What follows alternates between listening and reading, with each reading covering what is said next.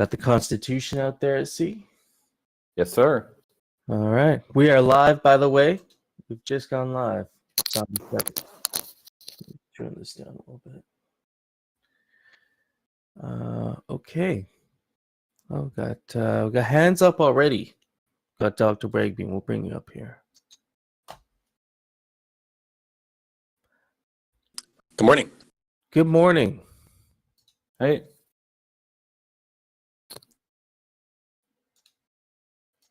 And I'll clear my screen.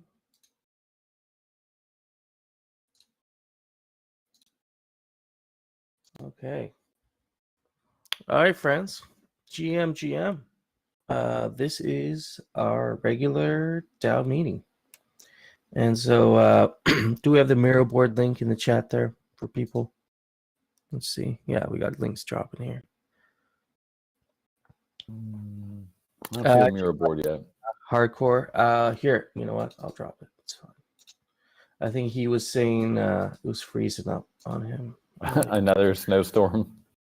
No, the mirror board was freezing up on him. Yeah, I don't know what that was. I thought it was a hurricane or something that went through his backyard, but you know.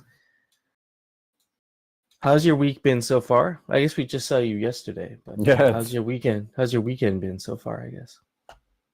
Pretty productive. I've been catching up on a lot of kind of planning and a couple dev housekeeping things to help a couple of our repos work more efficiently. Just needs to be done, so cracked that on that a bit today, and ran over this doc and did a couple other things. So nice. Pretty productive. Yeah, I read the Forge post yesterday. That's pretty cool. I'm pretty stoked for the Forge, actually. Yeah. There's some hidden alpha, I guess, in that post. A little bit. Yeah. All right, so we got the mirror board open here. You know what I'll do is, because this is something new, like this approach we're taking to the mirror board is slightly new. It's, you know, it's a little bit different. So we have a legend here for people to reference to here. And so you'll see there'll be different shapes on this board. So, you know, anything that's in a box square is something we're discussing like pretty much for the first time. But once we've discussed something at a meeting, if we discuss this at a subsequent meeting, there'll be like a yellow triangle on it. And so just visually, it's a visual aid. So we know that we discussed it already at a previous meeting. And now, you know, like, I think what we're trying to avoid here is, I think what happens sometimes is we'll discuss something like 4 or 5 times, like through 4 or 5 different meetings before we come to an actionable item. And so this is just a reminder that we have done that, like, you know, that we have discussed this thing. And so we can kind of draw back on previous discussions. Just, I'm looking at the infinity keys. I see the triangle there. Is that a different triangle? Infinity keys. You should look down here. This one, is this the same as, I feel like we need a more visually distinct, like, symbol. Oh, yeah. It's being reused. Yeah, yeah, there shouldn't be other triangle. Yeah, there shouldn't be a triangle there on infinity keys. I think maybe you could put it like next to the name of the item. Yeah. So it's like stands out a little bit more. Yeah. No, we got this DAO thing up here. Maybe we could drop a triangle like next to this area, maybe. Absolutely. Yeah, no, this is good advice. We should definitely try and keep these specific shapes distinct. And so a couple other shapes here. So basically, PC in motion is you know, it's a Pixelcraft related thing. So it's something actionable item on your guys' end, and it's in motion. And so that's what that arrow means. And then the same thing for the DAO. So if it's something on the DAO side of things, something we have to get done on our side, it'll be that lighter shade of pink to show that it's being worked on. And then of course, when something gets shipped, we go, you know, the stars are for things that have been shipped already, and you know, we can conclude those discussions. So yeah, all the large box frames are usually new topics, or are new topics. And then post discussion, I know some people have been using the mirror boards for reference post discussion. So We'll make sure that the media, all the media is archived on the Miro board itself. So you'll see the audio is a green circle, the text is a yellow circle, and the videos recordings are a red circle. There, yeah, exactly. Dr. Wagney, that's funny. Yeah, no, I mean, yeah, exactly. The whole idea here is just to make these visual references for people, so it's just easy for you to know kind of the context of whatever, of everything on the board. So there's a thing here, and so like you said, Coder Dan, maybe this infinity keys, like it shouldn't be a star because that would imply it's a feature that's been shipped. And so maybe infinity keys, like here, what you're saying with the star, could be a different shape, maybe. So we'll keep that in mind. Yeah. As we're iterating on this. And so just kind of from our discussion last weekend, just a quick overview. We're doing mission and we got the mission and vision, whatever, mission and values thing, the board, we got it all together, and we'll have a discussion today. I think I'd like to come down to maybe one or two options for the DAO, and then maybe we can vote on what the DAO thinks is the most fitting mission statement, and then we can kind of finalize that and be done with that. But it is part of a discussion of how we're going to move forward as a DAO. We kind of had a little bit of a discussion around it. And then the ETH Denver plan that we discussed last weekend, we actually have put together a comprehensive plan and a budget. So I just wanted to go over that and address some of the concerns that were put out there last weekend. And then triangles, we talked about VRF roles last week. And so the proposal is out for it now. And so we can give you an update on that. And also wanted to check in. We're talking about the continuing research on DAI and the curve. If anybody in the audience here has been kind of doing some research or is technically inclined, or is even part of like the Maker DAI community, I would like to maybe not today, but maybe next weekend would like to share some research or just kind of their insights on DAI and in relation to the curve. We're open to having people up there talking about that sort of thing. Maybe we should start a Discord thread. I know Moon started one, but that was more in regards to, I think, the emergency plan. We might want to start one that's just ongoing discussion around this sort of thing. All right, so that takes care of kind of our ongoing things. Moving over to old business, our proposals. I'll quickly run through the proposals here and give you guys an update of where we are with all this stuff. So Agate 55 last week, I think it got finalized. The results are in. The top 9 directors are Mori, No Futuristic, Mike Callum, Notorious BTC, Choina, Kakusho, Maxi Crouton, Brills, Cryptogotchi, and Sir Linkiest. Those are your top 9 directors. And so the DAO Foundation details, I believe, are in. I did put them in the last blog post, but they are also on last week's Miro board as well, I believe. So if you need details on kind of what these positions are, what they're getting paid, and all that, that is, I think that was linked to the last Miro board there. And then actually it might be in the post. It's in the blog the snapshot post as well. I get 55. Update the template to request the use of weighted voting. And so weighted voting. People in favor of weighted voting, 17 million quorum, 96% in favor of. And so this basically allows you to split your vote when you're, if you're undecided, if you want to vote 100% on one thing or the other, you can split your vote between a few options. Agate 56, Fund Alchemica's spending competition. That one's passed with 18 million over 9 for quorum. And 86% in favor of funding the competition. I believe that kicks off on the 16th. So tomorrow is the first day of the competition, I believe. And again, we outlined the details in the last Miro board last week's, and I believe there's some more details in that snapshot proposal as well.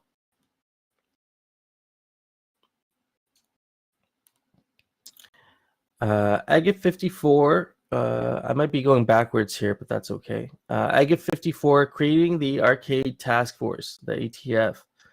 This is for them to take, I believe, possession of the 100K ghost that's been allotted, and they have a fixed drawdown limit for basically incentivizing competitions and stress tests for games that they're releasing. So it's an event hosting pool, and so hopefully that incentivizes kind of gets people back into the arcade and testing out these games. I think would be really interesting. And so 17 million in favor of passed, with 98% in favor of. Establish the core framework guideline wearable release, the Forge proposal. And so the core framework release, Mikey J went over it last week, and is broke down the details there with the mission schedule. And so 14 million over 9 million quorum, 98% in favor of the core framework guidelines. One active proposal here right now is the launch round 2 parcel roll. And we discussed this last week. Basically, the discussion was that earlier kind of builders of these farming implements are now dry. I think a certain percentage of them are now dry, and the request here is to get a reroll. I think you said the Great Battle we're projecting for Q2 this year. Is that right? Or do you think it might be later? Yeah. It's definitely, we are working towards it, and I don't have like a exact date or even month at this point yet.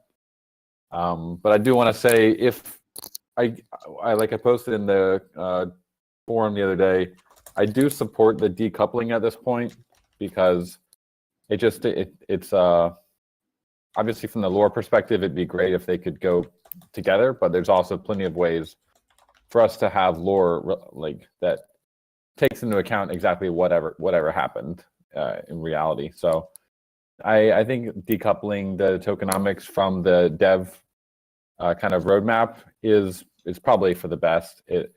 I would even go as far as to suggest maybe actually having like a quarterly reroll where things are a little bit more plannable for those who are building out their farms. So also something to think about.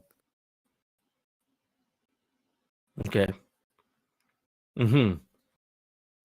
Yeah, and so I think the decision here, I guess in the conversation, the decision was kind of based around what is the timing of the Great Battle, and so that kind of makes sense.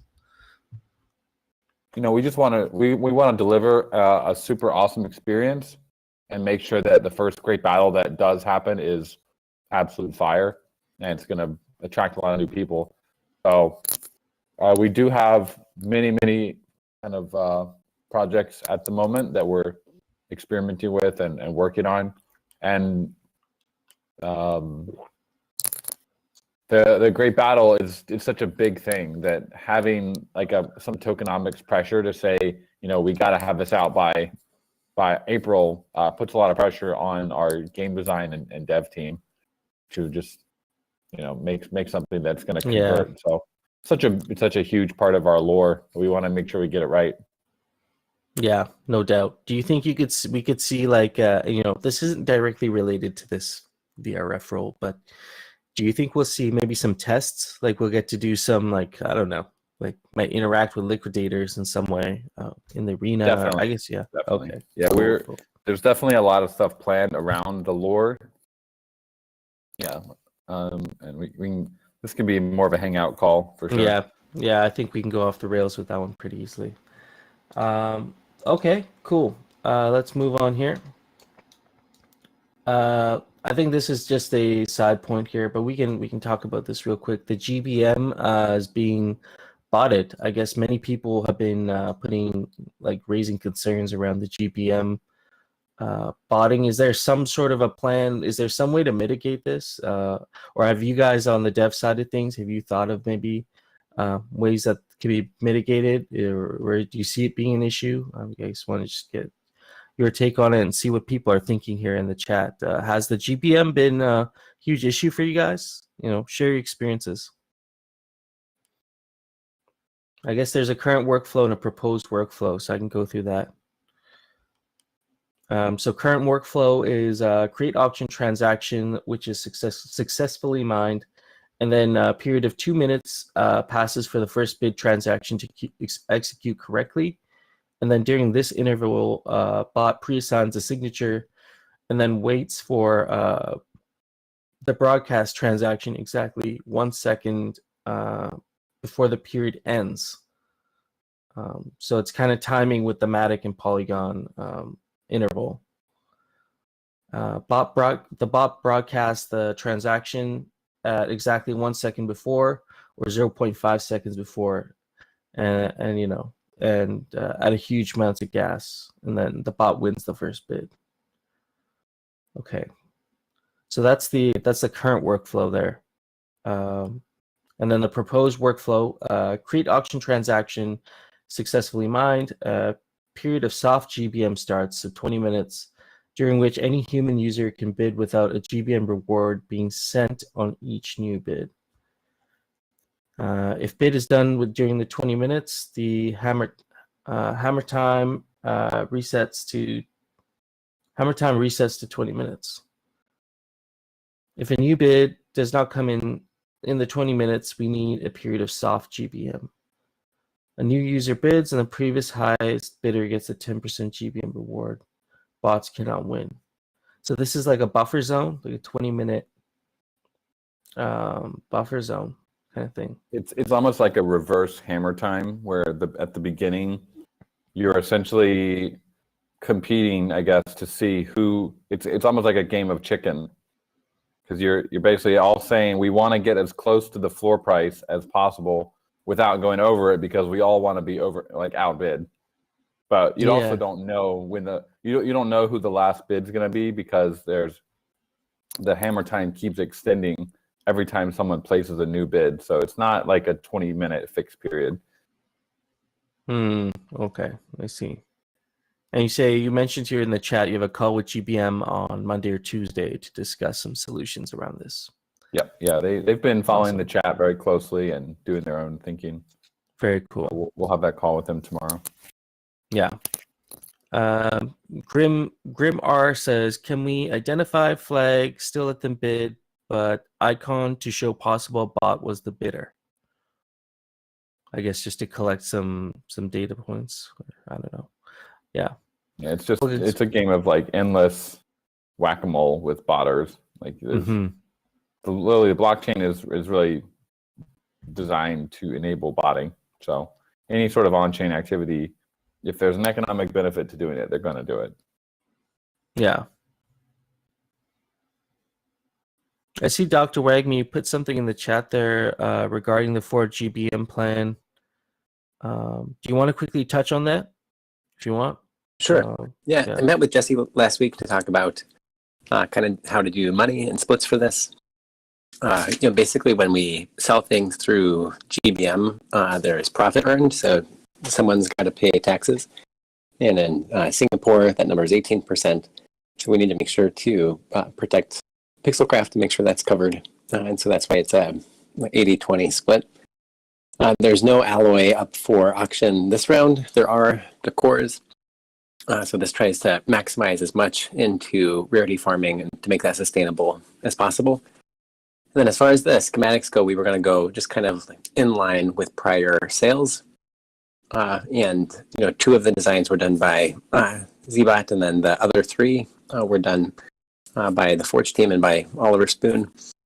So that's why the 55-45. I think one of the cons to the setup is there's none going back to just like the general DAO, where we are ensuring like sustainability of DAO projects. But one of the core goals of this project was to make sure rarity farming was sustainable. So this is my plan, was to do this, and these numbers would be included in the core prop, which I think we're getting close to being able to write and push forward. And then I'll need to work with Pixelcraft on timing for when we're going to do the GBM and the raffle. I think ideally we do those before we have the first rarity farming snapshot. And time is kind of ticking away a little bit, so we'll have to see where we're at from the smart contract side, how the Pixelcraft team feels about that. Once we feel good, we can work on a GBM and raffle plan.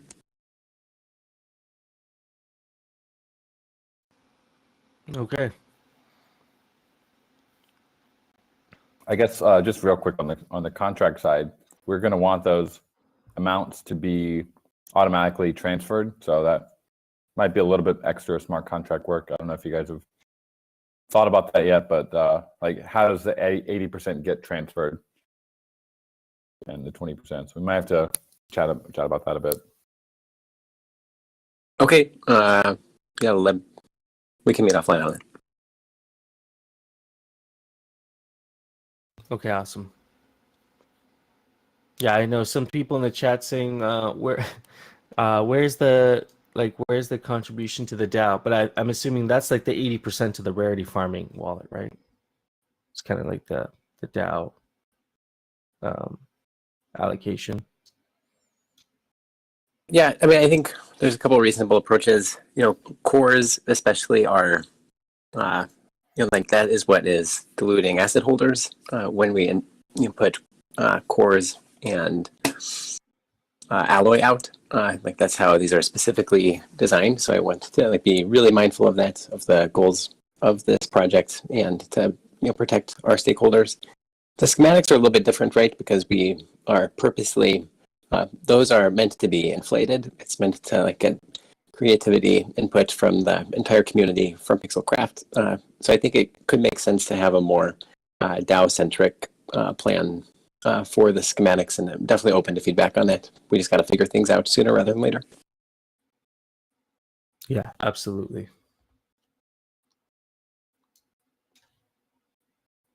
Okay. Okay, so I guess we can, if we're good with that, maybe we can move on to the next thing here, which is the DAO Foundation. I know Dakota Dan, you dropped the docs in the chat here earlier. I'll drop them again. Yes. Are you okay if we talk about this now? Yeah, let's do it. Through this now. Okay. You might want to open it on your stream. I guess you probably already have it open. I do. Yeah, I have it up.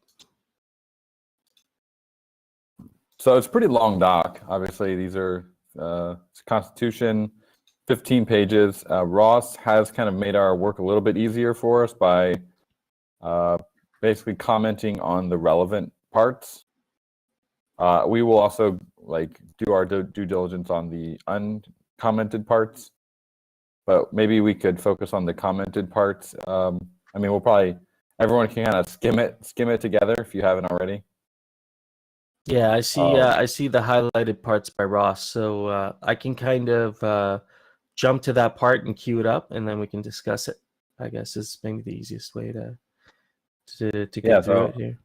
I guess the first clause here, the name of the foundation company is the Aavegotchi Foundation, the foundation company. Is there any discussion on that? That's probably could be. I guess we could call it Aavegotchi or Aavegotchi DAO Foundation. Kind of either one works for us. I haven't heard any pushback specifically on the name there. I think I've been hearing Aavegotchi DAO Foundation, but if anybody has alternatives in the chat, drop them. I've just heard Aavegotchi DAO Foundation, and I haven't heard too much pushback on the name specifically. Yeah, well, we could call it the Cayman Saddle Chair Company. There you go.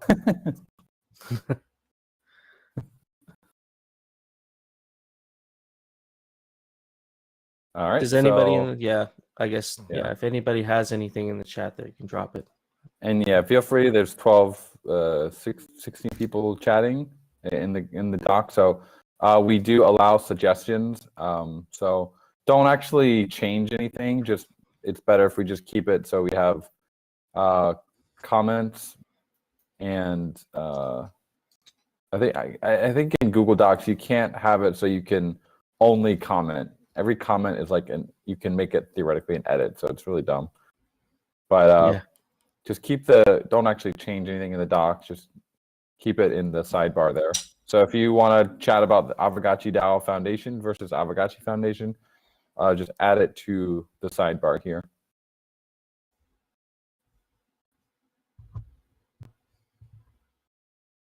Okay. Yeah, I see. So you have point number 1 there, and then it jumps to point number 5 where Ross has highlighted the section. The objects for which the foundation company is established are, and it gives you an A, B, and C. Do we want to talk about these things a little bit? So this is, I kind of feel like this relates back to the purpose of Aavegotchi DAO. So this might be an area where we would fill this in with some of the Aavegotchi DAO stuff. Yeah, absolutely. I can I'll pull up that board as well, because that is a discussion we'll have today. That is a discussion we want to have today. And so we can touch on this a little bit, and we can loop it back into the main mission and vision when we get to that one. Because we have a whole separate board for that we'll go through. Yeah, we'll do a quick pass through this. This is not intended to be due diligence. It's really just kind of a collective brainstorm. We'll go through it a little bit fast, and I see people saying we should have lawyers. Obviously, yeah, if Bearded I know is a lawyer, or if we have any other lawyers in the chat, the DAO could definitely commission them to have a look at it. Although we also have Ross on retainer. He's a lawyer, so probably anything we want to add, we can just send over to him, and he can turn it into lawyer gobbledygook. This one's kind of interesting. The foundation company must not at all times and under any circumstances distribute any tokens to the members of the foundation company. So the members are going to be, I believe that's referring to the 9 directors. And so basically, is this implying that the 9 directors can't pay each other for anything? Yeah, this is interesting. This is also my kind of first full walkthrough of this, so kind of doing it with you guys. The members are not directors, Mikey J is saying. I think there's probably a definition where we talk about. There's some nuances. Let's see. This is kind of weird. There's like the preamble, and then down here we get into the members. So we'll come back to this.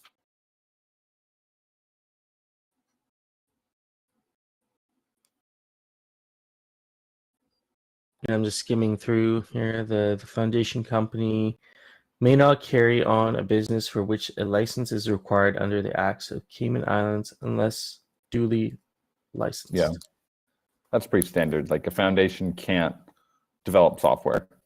Oh, yeah. And this is just saying the foundation is basically a natural person, but it can't actually do any business. That's what foundations are. It's like, imagine it's like a multi-sig. It's like a multi-sig without an agent. It can't really do stuff. All it can do is sign contracts with other companies. Okay. And then this one is tagged by Ross here, number 9. No portion of the income or property of the foundation company from whatever place or source shall be paid or transferred directly or indirectly by way of a dividend, bonus, or otherwise, by way of distribution of profit to the members, directors, or supervisors of the foundation company. And then as such, apart from authorized remuneration for services to the foundation company. And so Ross puts a note here. We established that the foundation is not generating profits. This helps clarify that Ghost is not an investment. Yeah, imagine like a charity foundation. The charity foundation is a non-profit. It's not set out to make profits. Yeah. Of course, we've discussed this one, number 10. The liability of the members is limited, and the foundation company may cease to have members. This one I didn't know. The foundation company may cease to have members, but that's not referring to directors. So maybe that's different. Yeah, we'll the get into members the are the distinction between those in just a moment. Yeah, Mikey J actually in the chat tries to say he thinks that maybe the members actually are the signers. Just based on that clause, number 6 there. The subscribers to the memorandum of association are the first members of the foundation company.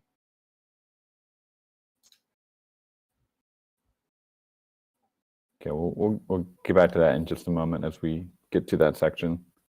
Mm-hmm. Each person is a member and it takes.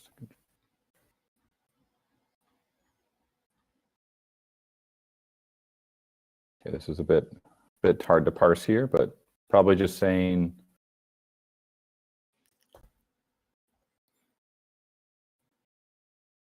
something about contributing assets to the foundation. Yeah, the next point that Ross makes is a little bit of a ways down. I think it's the next article there, the Companies Act, Articles of Association of Aavegotchi Foundation, interpretation.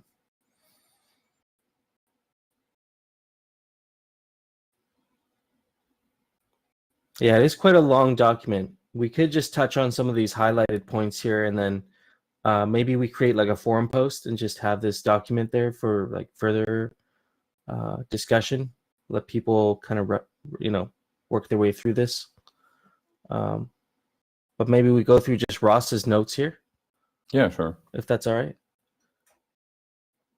So yeah, just in this article of association of the Aavegotchi DAO Foundation, the interpretation here.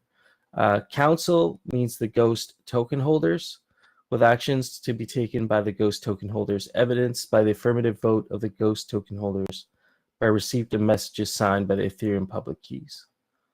So that's the collective, the group. Ghost token is defining what ghost token is. So, the Ethereum-based cryptographic token. There's the public key address. Ghost token holders are, of course, the holders of the ghost token from time to time as evidenced by the Ethereum blockchain. So this just establishes DAO governance of the foundation. That's right. Yeah, the governance is the ghost token holders. Now this is interesting because we're not actually mentioning any voting power derived from the NFT assets. That would be, I don't know, the calculation of voting power, if there was one, related to, like, we're basically just using one ERC token as the basis for voting power, so not really including the NFTs. Yeah. So do you think 1155 should be part of this, maybe, as like a because they do have like the land parcels, and our assets do have like some kind of governance power there, technically. We'll have to ask Ross about that. Yeah, possibly. Okay, let's jump over to the next point here. This is the members section, and I'm looking at point number 8. The council, by notice to the foundation company, may restrict or prohibit the subsequent admission of members. So basically, Ross here sums it up here. DAO can freeze membership of this foundation. Mm-hmm. And so that means that would basically be a snapshot or an on-chain vote would be sufficient for that. Okay. Jumping down to number 9 here, a person's membership of the foundation company terminates, and then it gives us some criteria here. Specifically, criteria B has been marked here. If the person resigns as a member by notice to the foundation company, the resignation shall be effective immediately unless a notice states otherwise. We've discussed this one, actually. This was part of the This was part of the initial proposal that I believe any DAO member can resign at any time, or foundation member can resign at any time. Yeah. We will likely do resignation of local representative assisting with registration information That's the transactions. Campbell. So the Campbell will become the initial member, and then after the foundation is set up, they would resign immediately. Oh, okay.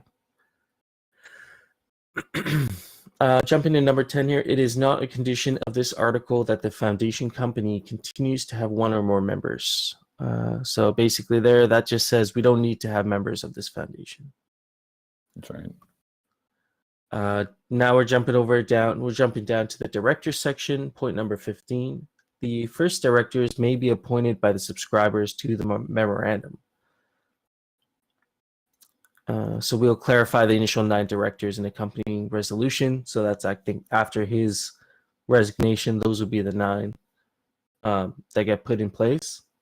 And then number 15, the council has the power exercisable by notice to the foundation company to appoint or remove one or more of the directors of the foundation company.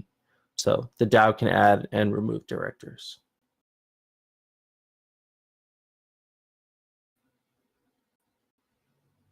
We go number 18 here. The directors may delegate any of their powers to committees consisting of such members of their body as they think fit. What's the summary here? We can have a plurality of committees that work with the foundation. It makes sense to have some code component to such delegation if involving funds. That would be probably like a multi-sig or some form of agent, where the 9 signers would basically delegate on chain some form of maybe like a vesting payment or streaming or some form of payment for work delegated to subcommittees. Yeah.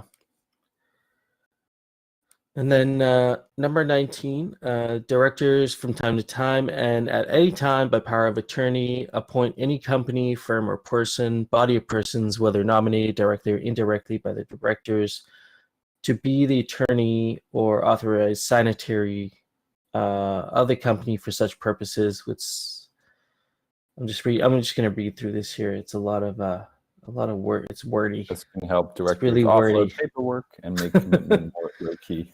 Yeah, that's way better. I think this is probably just saying you can delegate by power of attorney. So like maybe signing stuff, we could delegate to like a Cayman Islands signatory instead of you having to sign it. So there's a lot of paperwork involved in setting these things up, and we obviously don't want to throw a bunch of busy work at our 9 signers.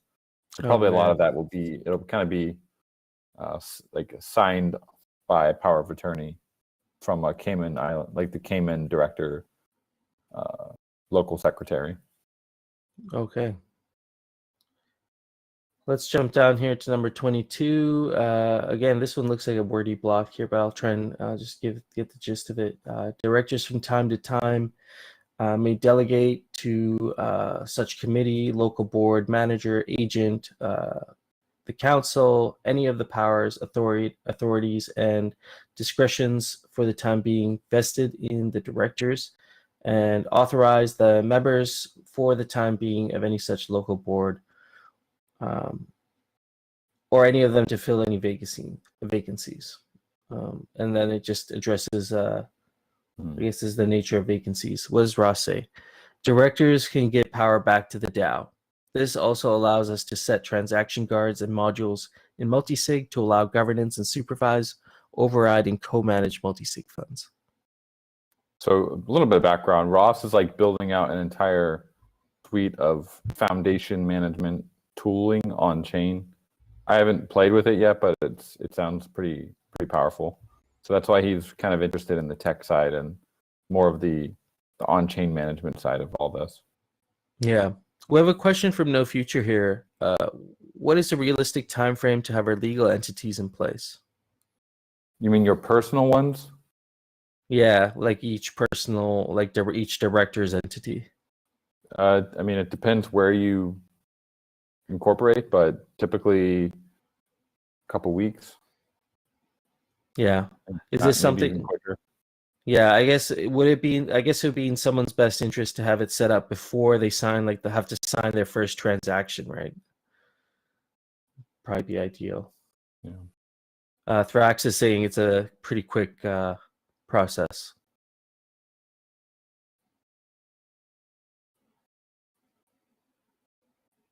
Okay, yeah, some other people, some comments. All right, let's move on here. Dr. Wagme's already at line 54, so let's jump down to supervisor section number 30. Person ceases to be a supervisor, and then has a clause there. This is just addressing again, the DAO can replace local representatives. That's what it's saying, and references to, I think, a previous clause.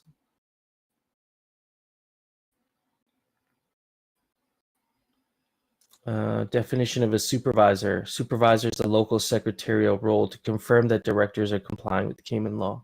Do we have a supervisor in this case? That will be, I'm sure it'll be appointed by like Campbell. Oh, okay. All right. Maybe someone within Campbell or someone like a local. This is how it's always it's done this way with like BVI or Cayman. There's like always a local representative, so that's probably similar to the supervisor.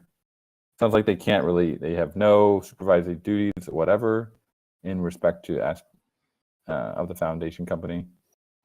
So it sounds like they can't really do anything. Let's see. Line 54, you got something there. Let's read line 54. Except as this is pertaining to the directors' meetings, except as otherwise provided by these articles, the directors shall meet together for the dispatch of business, convening, adjourning, and otherwise regulating their meetings as they think fit. Questions arising at any meeting shall be decided by majority of votes of the directors present. Each director shall have one vote. In case of an equality of votes, the chairman of the meeting shall have a second casting vote.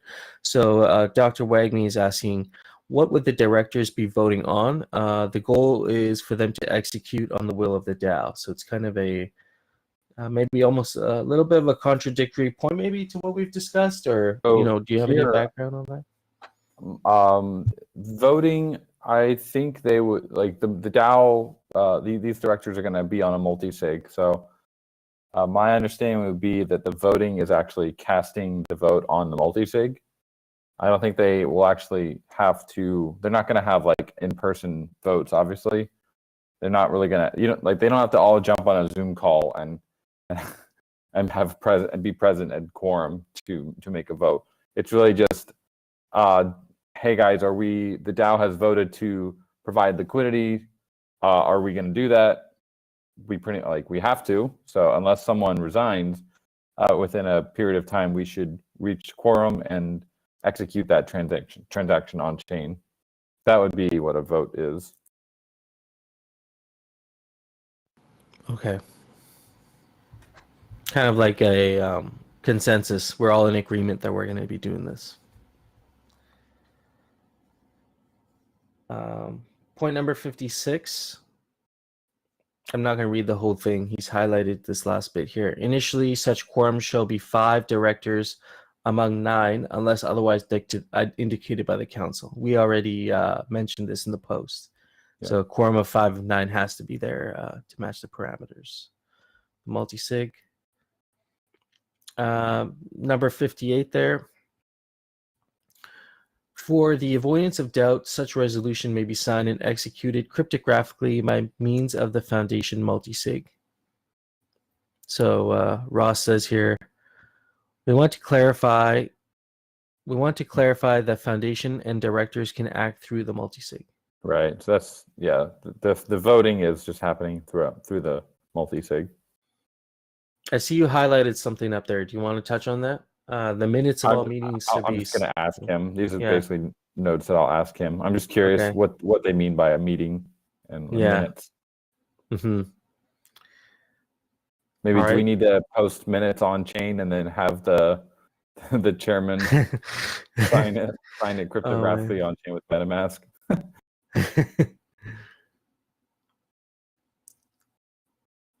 man. Point number 60 here. Director who is in any way, whether directly or indirectly, interested in a contact or proposed contract or proposed contract with the foundation company shall declare the nature of his interest at a meeting of the directors. So conflicts of interest need to be disclosed. What would be a conflict of interest in this case? Because these DAO directors are, there's I don't really know how there could be a conflict of interest. Maybe if you're like a Pixelcraft member and you're also a foundation director, I don't know, but it seems like. Well, yeah, maybe if you're, say, a part of if we had an opposing, a competitor, maybe.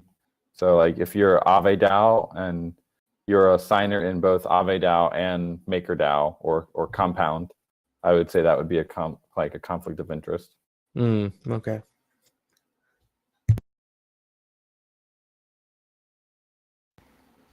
All right. And then go through registers section, accounts. If there's anything that stands out to people in the chat who are actually reading through each one of the points, you can just definitely drop it down in the chat there, and I'll address it. Point number 65. The books of accounts shall be open at any time in ordinary business hours to inspection by a supervisor and any other person to whom a right of access has been granted pursuant to these articles. This would be just like the on-chain activity, right? Practically, a lot of DAO finance will be open and auditable on Polygon. Yeah. Yeah, pretty much the multi-sig. You'll just go over to the Gnosis Safe site, and you'll be able to see all the transactions that have been executed. Is the foundation going to be using some sort of a payments platform, or just straight up just a Gnosis Safe? Are they going to be using like Parcel or anything on top of Gnosis? I don't know. I think Gnosis is pretty powerful. Probably it's the best solution out there for this in terms of just longevity. I wouldn't want to have the majority of the DAO's funds will probably be in the Gnosis Safe. But if we want to have things like Parcel that are kind of more of like a startup that is useful for a specific purpose, some funds could potentially be moved there. But I would say just Gnosis has been around the longest, has the fewest smart contract issues, and so it'd be I think it'd be preferable to have the funds over there rather than some other newer platform. Yeah, for sure. I was just referring to the fact that Parcel is actually built on top of Gnosis. It uses the Gnosis Safe. Oh, okay. But it's just like a UI. It's like a UI layer on top of Gnosis. And so it was really good this last year for accounting purposes. I was able to pull all the transactions and everything just in a nice, clean, CSV file. It was really nice to be able to do that. So just a thought that maybe there's a management, like a safe management UI that could be considered. But maybe Gnosis might be good enough just for now. Okay, winding up. The foundation company shall be wound up if the council delivers notice to the foundation company at its registered office declaring that it has to be wound up. So DAO can nope out of having a foundation. Oh, we got the liquidators. The person designated in the director's notice or director's resolution shall be the liquidator. Oh, there's some lore tied in here. Yeah. We change it to the... Yeah, we need to change the spelling on that. That's right.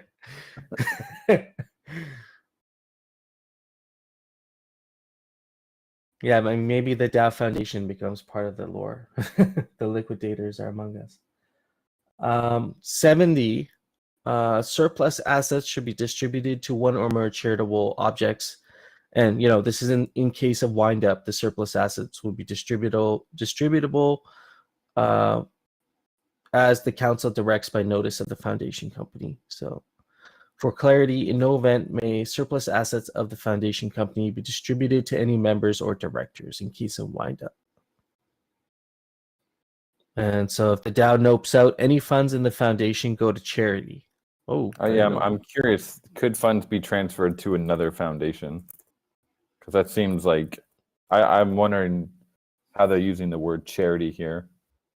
Because say we needed to wind down the Cayman Foundation, but opened up a BVI or whatever foundation on Mars, we'd want to be able to transfer the DAO's assets to another foundation, I think. It seems like that's a step that would be taken, but like before, yeah, exactly, before the wind up, because anything left in there would be just given away. Yeah, he follows up here. If the DAO nopes out, any funds in foundation go to charity. And then do we want to include more language to clarify putting funds back into favored nonprofit purposes? So maybe that kind of does that address a little bit? Maybe we might need to discuss that for sure. I think so, because we would have to have I think there should be some language about transferring to another foundation. Yeah. Point number 71 here, members, directors, and supervisors as such have no power or authority to wind up the foundation company. So only the DAO can nope out and dissolve. Foundation members or directors cannot do that. Or the supervisors, actually.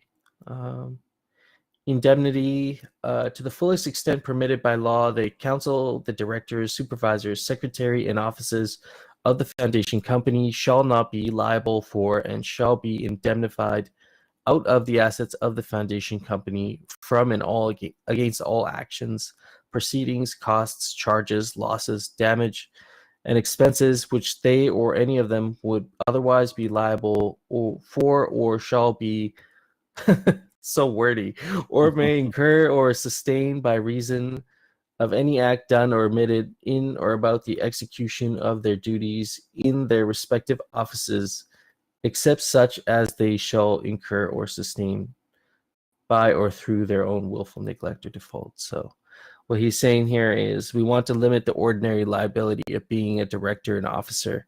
If they do something really weird, then the DAO won't bail them out. So it's a protection clause there.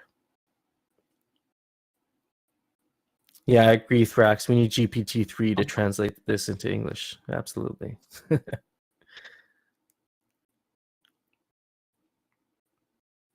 You'll give it a try here.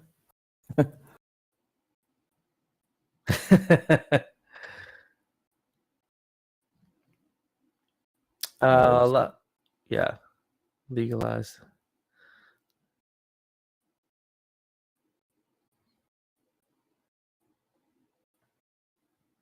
Didn't help. I said translate this into English. It's literally just repeating back.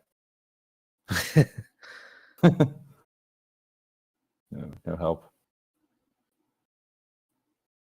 Cool. Let's see, a couple more alteration articles. One more point here at the end. Alteration of articles subject to provisions of the memorandum and articles of association, restricting alterations in a previous clause or in this clause 79. These articles may be altered by the council by notice to the foundation company, provided that these articles may not at any time be amended to remove the council or any rights or powers conferred on the council. So cements the role of DAO governance here. And in other words, the directors can't do any paperwork to give them more power over the foundation than the DAO. Makes sense.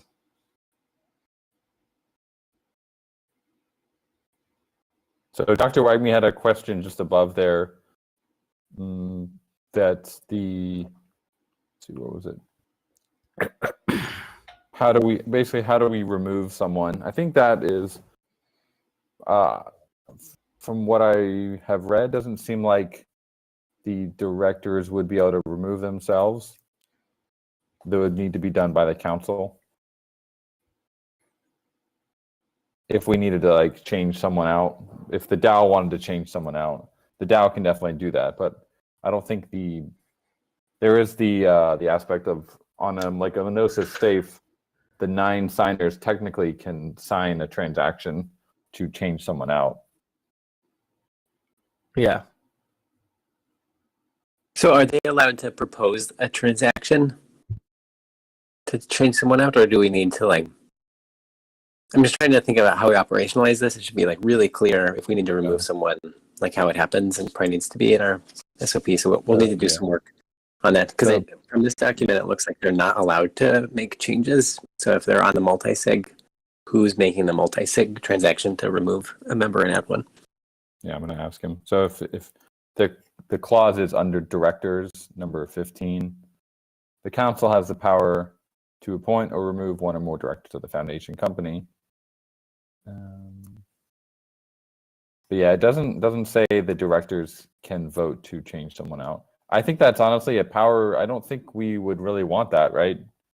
If the directors, 5 of the directors ganged up and basically just changed out. I mean, obviously everyone's KYC'd and you're not going to do that, but it doesn't seem to be necessary.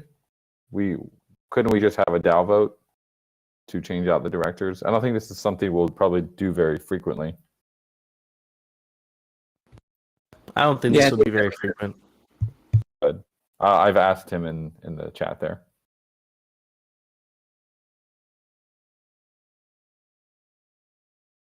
Does anyone have any questions they don't, just lingering questions they don't think we've gone over, or they might be in the doc, but maybe we skipped over something?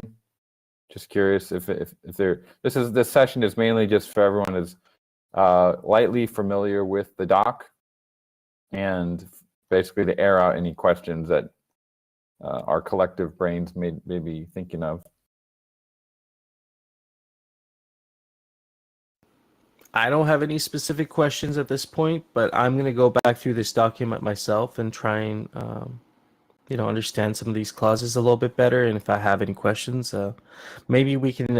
Is there a forum post out there already? Like with this, probably not. But maybe we can just kick off like a forum post with this, and if anybody has questions, they can. Sure. So what I would like is if we could have this basically. We'll have our conversations with Ross this week. I think he should be available. And ideally, we have this, all the changes or clauses we need to add have been added by next week. Obviously, if we do want to have someone from the DAO legal review it, that could take longer. But yeah, we'll see if how free Bearded is. If he's free, he can obviously, it's a lawyer, he can have a look. If we know any other in-house kind of lawyers on our side, be great. But I think we're pretty covered.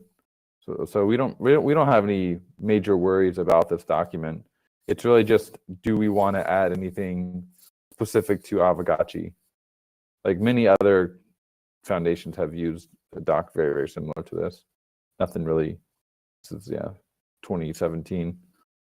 So it's really just everyone can read through it and see if there's anything we specifically want to add related to, for example, the tokens that we mentioned, as the council is currently, we don't mention any of the NFTs, so that could be one area, and just asking for clarifications from Roz on things. I think most of the points we've covered are probably they're just questions. They won't change anything in the doc. Yeah, absolutely. Oh, I see a message from the Gotchi Farmy here. Okay, so this is not related to the foundation. Are we done with the foundation discussion for today? Can we move on? Yeah, I think so. Okay, excellent. I see something from the Gotchi Farmy here. For those who missed yesterday's Aavegotchi sandbox proof of concept experience or had their stream laggy or cut, here's the official video. Lots of details hidden in there. The replay is the key. Please also fill out the type form giving us your feedback and thoughts. So yeah, definitely give them your feedback. They're going to continue working on this, and they're putting together a larger proposal for the DAO as well. So that'll be good. I think everybody was pleasantly surprised how that went. All right, so I think our last discussion there was a great segue into the DAO values and kind of just what are we trying to achieve as a DAO? And so we put together a few slides here. We'll go through kind of what the DAO values, and this was you guys that filled this out. This wasn't us that filled this out. This was a lot of this was pulled from the surveying we did a few months ago. We put out like 2 or 3 surveys and kind of get some really quality feedback from Aavegotchi DAO, and so we can actually put this together and present it. So we got the DAO values. We'll talk about some example mission statements people put up, what people think the DAO controls, and maybe we can look at what does a successful Aavegotchi DAO look like. And then at the end of this, maybe we can brainstorm a few really quality mission statements that represent Aavegotchi DAO really well, and define where we want to, the direction we want to go as a DAO. So I've been looking forward to this discussion for quite some time, and I'm glad we can have that today. So yeah, same. Hardcores just if you click on the frame, it does a slideshow for you. I don't know that. Yeah, I'll hang on one sec. I want to see what Hardcore is talking about here. Yeah, I don't know. Maybe it's good for the streams. If you guys are doing that on the stream, you know, feel free to do that. I'll drop the Miro board link here in the chat. Anybody not following along, this is a different Miro board that we've been working on. So just head over to the DAO Mission Vision. Give me 1 second. I'm just gonna grab some water. My mouth is like super dry right now. Go for it.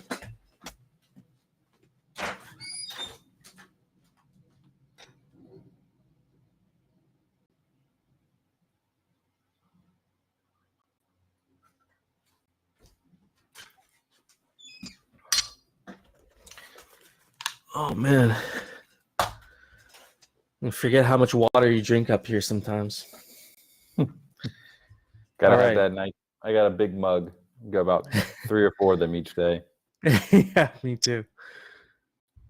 Oh yeah, absolutely. Yeah, absolutely. Let's get Mikey J up here because I know you guys, Dr. Wagme and Mikey J, have put in significant feedback here as well. So let's get you, Dr. Wagme and Mikey J, up here. GM. And so I think the best way we can work through this is because you guys have quite a bit of background on this as well. You know, we've been working alongside as we've been putting this together. So I'll try and kind of work my way through these slides, but please feel free, like if you want to interject at any moment and add something in, feel free to interrupt me there and we can discuss. And so is there anything you wanted to start off with before we get into the slides here? Or should we just get into it? I guess we'll just get into it. All right, so DAO values. These are some of the items that were put on the survey. And so these are some of the things that DAO finds that we value. So we think that maintaining secure and improving the Aavegotchi protocol, being the method and vehicle for like voters, Gotchi gang, to realize their ideas of like what the Gotchiverse can be. And so, this point here is to be kind of like Aavegotchi DAO being the consensus and actualization entity. So facilitating open expansion of the Gotchiverse and allowing friendly co-op and collab with other projects. Be the Gotchi gang's method of building new things on top of the PC supplied Gotchiverse. And so this person's saying, yes, the DAO should be the people's agency to foster and fund the Gotchi gang's brilliant ideas. We've discussed this one before, how the DAO up until this point has been a great percolator for ideas. Really great ideas being brought to the top and identified I think usually when we identify great ideas, it happens through, first of all, the community. So you have like these large guilds, you have GMI, they have like their own Twitter presence, but then we also have these hangouts, we have these DAO meetings where ideas can come to the surface. I think the DAO meetings specifically have been really great for this.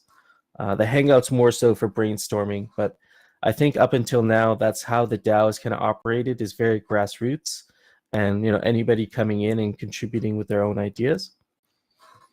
And so this person is kind of echoing that concept there.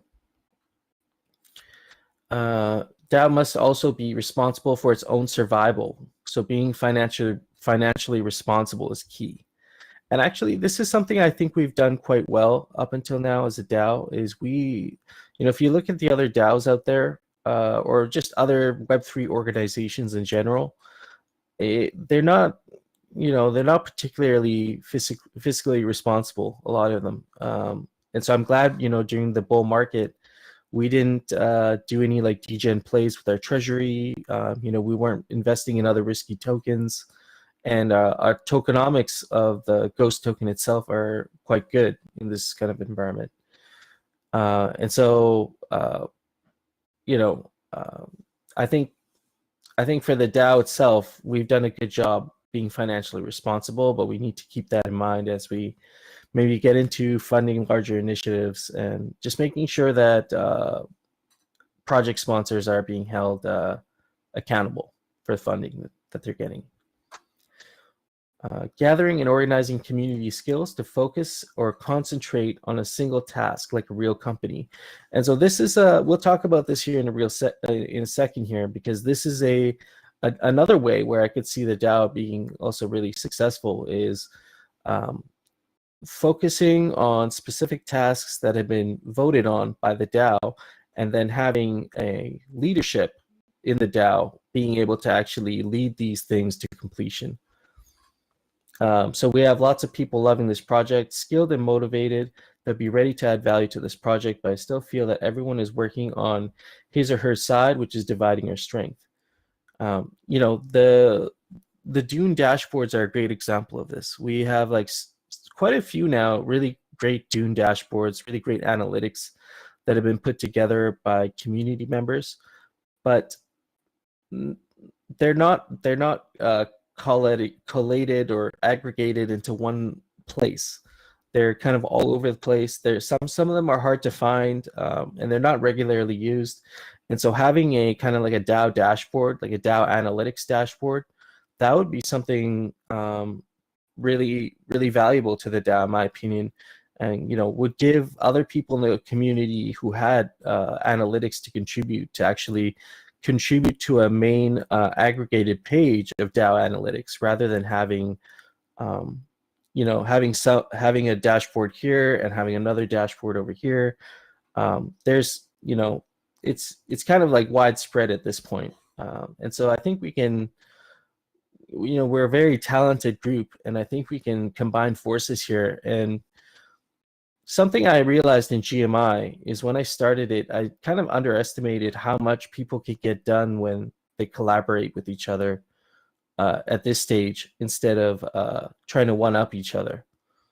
And so I think that's something that we could really benefit from, is by supporting each other on larger initiatives, rather than building out our own thing, which is good too, but I don't know, maybe that's something we can discuss. And so, that brings me to this point here. There's two paths the DAO basically currently faces, or, a third path could be kind of a combination of both of these things. But basically, the first example here is becoming a custodian of the protocol. So protecting the protocol while funding external parties that, bring up good ideas, the percolated ideas that come to the top, and they build upon the assets. So sort of like a fan base with funding power. Community contributors are organized through grants, bounties, and proposals, kind of like how they are right now. And so maybe one example of this that was done really well through this method was the Gotchi Farmy and Aavegotchi DAO sandbox experience. I thought was done really well through this way, by by us issuing a grant to the Gotchi Farmy, and then within the Gotchi Farmy, they organize their own bounties and disperse the funds out to their team members to make the project happen. There'll also be, with the Gotchi Farmy project specifically, that initial funding that they got from the DTF was seed funding to get them to the demo, because we wanted to really showcase what they were able to do. And so if, it seems like the majority of the DAO is really excited about this. And so there will be another proposal put together for funding the full experience, where everybody can actually use the sandbox. It won't be in the game maker anymore. It'll actually be on some sandbox land. And so that land will have to be purchased as well. And so that's going to be a separate discussion with another proposal. Second point here, this is the alternative, is actively building on the protocol with a designated team, like some sort of leadership, taking on maybe larger protocol initiatives, or maybe even forming partnerships with other large organizations. Could be indie game studios, could be other just Web3 organizations, to build products which are standalone or complementary to Pixelcraft's products like the Gotchiverse. And so I thought, in my opinion, the Forge was a really good example of this, where you had a designated team that came together and was actually able to ship this really large protocol initiative to improve like the functionality of our assets. So those are kind of the two paths, and maybe we can even adopt a hybrid approach where we're actually able to do both. We can fund those grassroots community ideas, but we also have a leadership team that's able to lead by example and actually get some larger initiatives that maybe the DAO votes on like a quarterly basis, but they're actually capable of executing those things. So I'm going to stop here, and I'm kind of curious to know what your guys' thoughts are on that, and get some input. Yeah, I was just going to say, yeah, I think like what's on the board now, I think is like a good like start of like a brainstorm of the nuggets that could become, value type statements. I think, one potential step towards moving us a little closer, I think, would be for people to start to think about, what would be good kind of phrases or sound bites that you could pull out of here, so that you have something concise that's kind of inspiring, that's kind of actionable.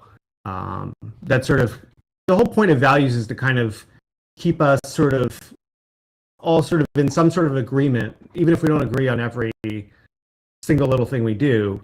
We sort of agree in a general direction, on a general set of values, and how we go about our business as a DAO. So it's helpful to just have them be, nice and digestible, something that just sort of someone reads and it just gives them an idea of what action they might take.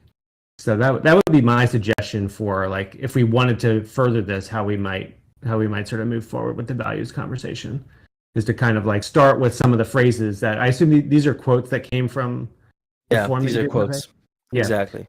Yeah. So I mean, and maybe something someone's reading here inspires them to think of something else that they think is like a really important value that the DAO seems to share or agree on. So that would be my sort of suggestion, is that, if there's a group of people or someone who wants, or even just everyone, start to take one of these, make it into a more digestible bullet point, and do some wordsmithing, and so it kind of sounds like it has teeth, that it's meaningful, and I think you want to try and get to a point where you're, I personally like about 3 to 5 or so. I think if it gets too long, it starts to lose meaning, but 3, 5, 7, 10 kind of bullet point phrases that sort of sum it all up, I think would be a good next step to think about if we wanted to continue to pursue this. Yeah, absolutely. I mean, I guess, like speaking on the point you made there about having a few points, either you guys up here or any of you in the chat there, like, if I was to just throw out, like, what are the top 3 things that you think, like, the DAO value, like, what would the top 3 DAO values be, in your opinion? Like, what are the top 3 things that DAO values the most? currently. Also, I just wanted to while people type that, I just wanted to call out something Coded said, because yeah, totally true. So you have mission, vision, and values, right? So values are sort of the most sort of broad thing. That kind of values are typically how you go about how you conduct your business, like what you kind of believe in. So I think for a lot of Web3 projects, that would be things like decentralization, transparency, things like that, more thematic things. The mission, you would typically have like, what are we trying to accomplish, right? And I know we're probably going to talk about the mission part in a second, but my thought about the mission is that, I think we should be thinking not what is the mission of the DAO as this separate thing from Aavegotchi, but I think we should be thinking what is the mission of Aavegotchi, the protocol. Because otherwise we'll end up with a mission that basically just says, okay, the mission of the DAO is to protect asset holders and ensure the success of the protocol, and it doesn't really drive that much. It's kind of like a company saying our mission is to look after the interests of our shareholders and give the best dividend and everything. That would be like the mission of the board or something. So I would encourage people to think in that way. And then lastly is the vision. That's just where are we going? Like when you look forward, what does success look like? Again, for Aavegotchi, not necessarily what is success for the DAO. What is success for Aavegotchi? Because the DAO is Aavegotchi. So those would be the way I would sort of break it down. Yeah, no, that's a good point.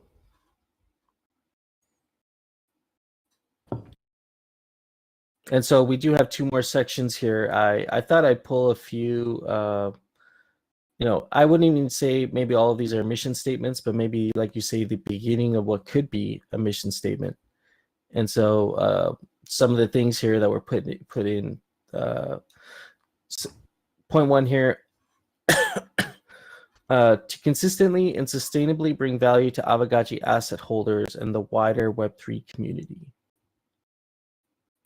That doesn't really sound like a powerful mission statement. It basically says we're trying to pump our bags. Yeah.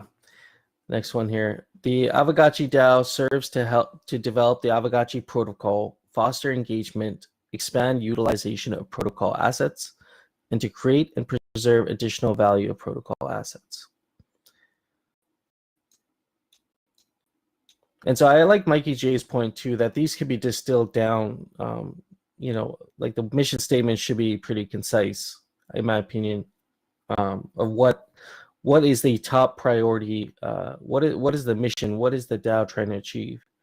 And so here it's saying, in a sense that the DAO is trying to achieve developing on the Aavegotchi protocol, foster engagement, utilizing our assets, of course, and then to create and preserve additional value of protocol assets. This one still is a little bit, I feel like it could be more concise, could be more powerful. The Aavegotchi DAO's mission is responsible management of the Aavegotchi DAO treasury on behalf of Aavegotchi investors to retain and grow the value of Aavegotchi tokens and NFTs. So yeah, my point about most of these is, again, I think we just need to reframe the question a little bit and just replace DAO with Aavegotchi. Because so the other thing is, this is another good test. If you were to take Aavegotchi out and put in any other DAO, would this, or would this still hold true? And most of these things would be true for just about any DAO. So that's another thing, is like the mission statement should really be distinctive. It should separate you from everyone else. Otherwise, it's just very generic. I threw out, just examples of companies' mission statements, and whether or not you like these companies, I think it makes sense to look at some of these, because it gives you an example of just what other successful companies, the way they think about their mission statements. So it makes sense to learn from that.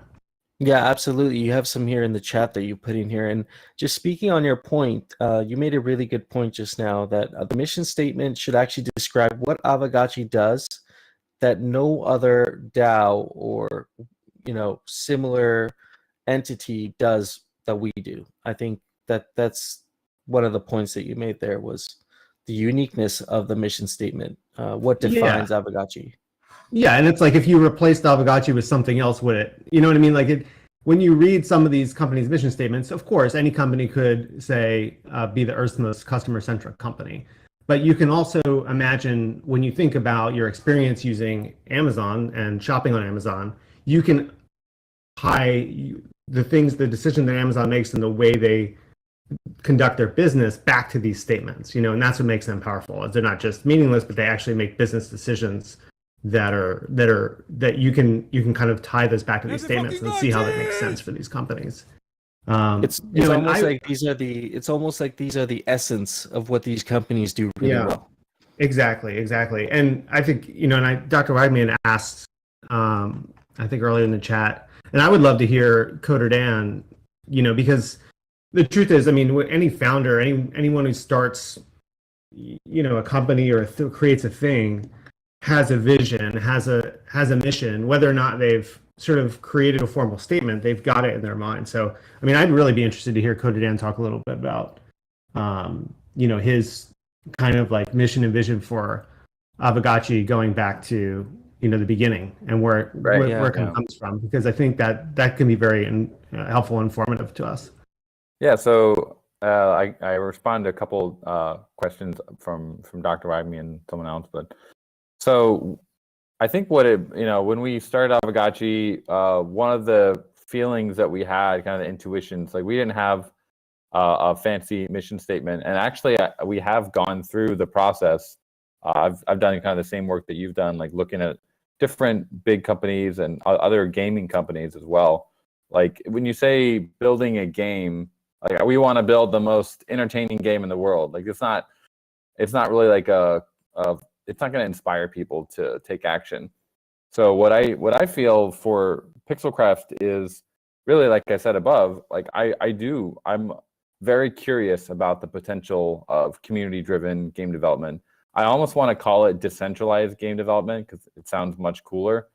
And we are, I don't feel like we're quite there yet, but honestly, for me, the mission statement of Pixelcraft Studios is we want to unlock the potential of decentralized game development.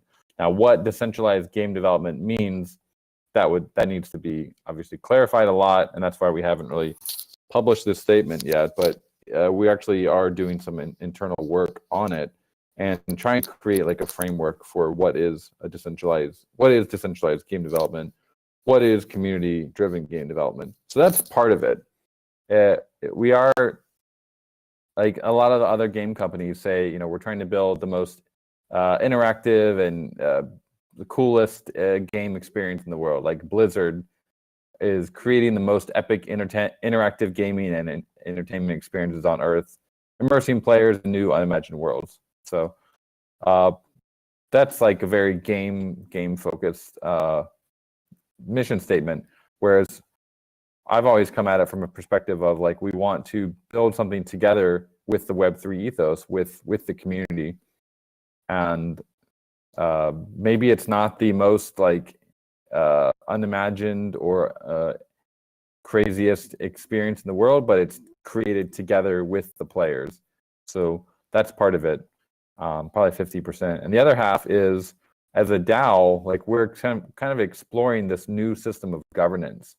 Like, there's a lot of people are not happy with how democracy works or capitalism works or just various ideologies. And so this idea of like a DAO controlling something is a microcosm of a future model of governance.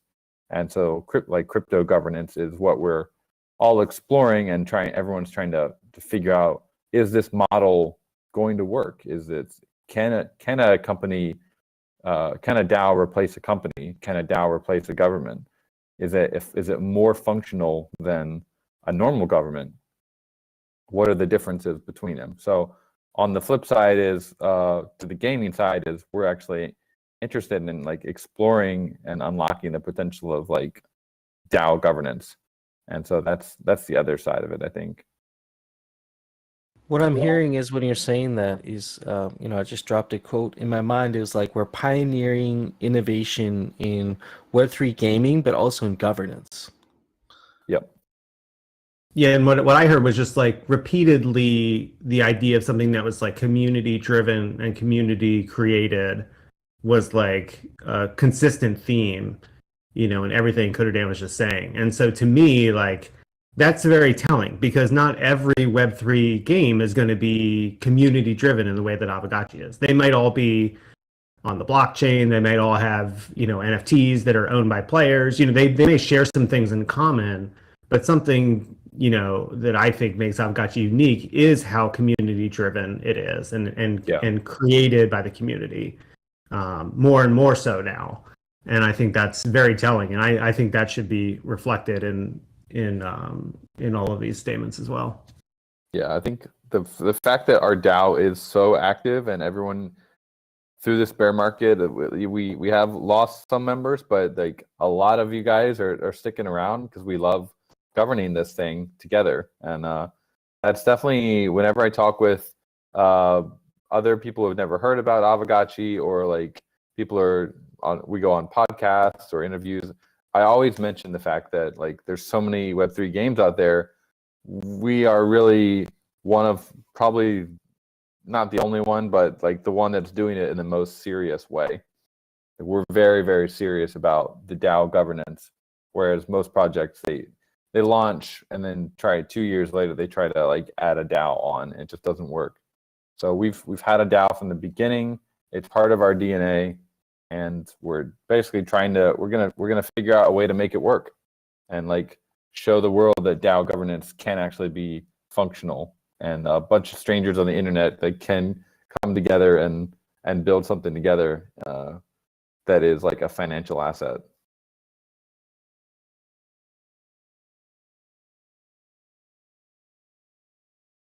Yeah, actually, this kind of brings me back to a this brings me back to a quote that you have from a previous article, a very early article in Medium called "Scaling Aavegotchi DAO," and the way that things were worded was really just friendly, and it's a kind of like the promise to ourselves and each other a bit. And so I'll just quickly read this little bit here. It says, "The community has been electric since launch, and we hope that we all can approach upcoming proposals with enthusiasm and a positive attitude. No doubt all of us will debate fiercely and often find ourselves with different ideas for Aavegotchi's direction. Unlike rather technical blockchain protocols, we have a living, breathing game to nurture and grow. This shouldn't be a burden. Let's instead all promise each other that we will adopt a positive attitude that prioritizes goodwill towards one another when engaging in debate and brainstorms. This is a game, and we should therefore endeavor to make governance as gamified and therefore as enjoyable as possible." Nice, yeah, beautifully written, if I must say. It was really well written, yeah. And so It is the world's computer. Aavegotchi is the world's gaming console. Nice. actually, I've heard that one a few times, and I thought that was a pretty powerful statement that we want to be the world's gaming console. We want to be that base layer, the substrate that anybody can come here and build on. I've been playing with the Sandbox Game Maker, like just because of the demo. Like I had to get in there and see like how the Sandbox Game Maker works, and it's really cool. Like I think the learning curve is a little steep, but like I don't think someone like myself who has like basic technical knowledge can't actually learn how to use the game maker and build games in Sandbox.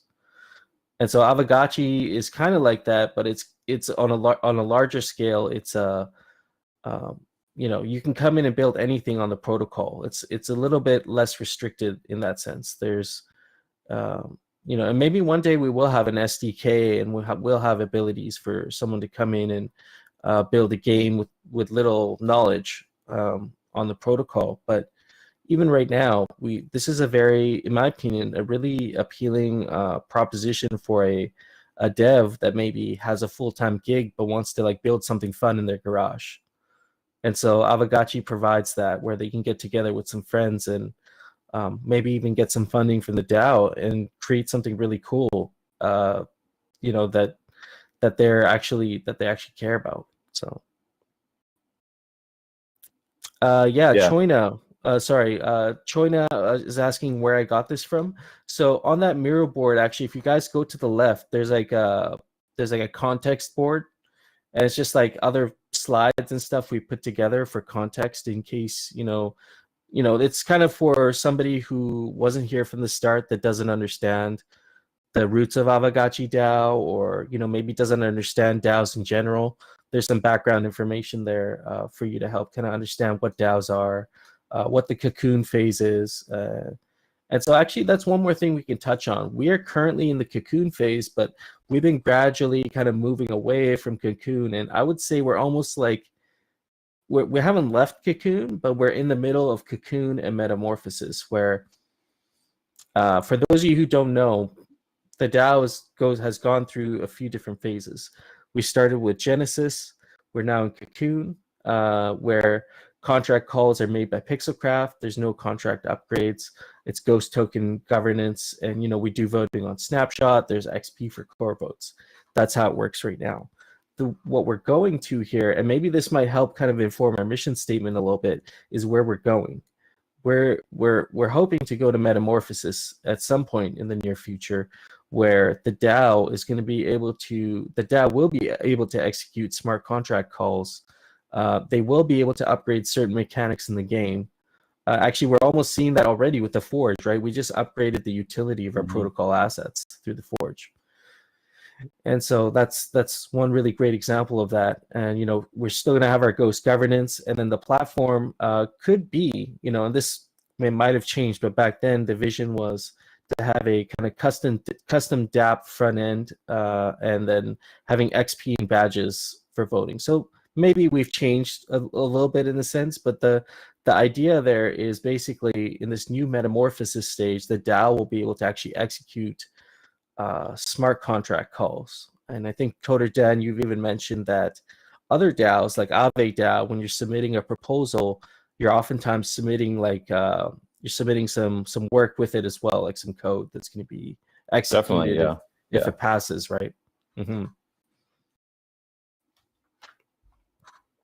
And so that's truly autonomous governance there. But yeah, just going back to our main board here, I guess we can talk about what does the DAO actually control? Because this is a point I think Mikey J, you brought it up earlier, is we need to make the distinction between Pixelcraft and Aavegotchi DAO. I think that's important.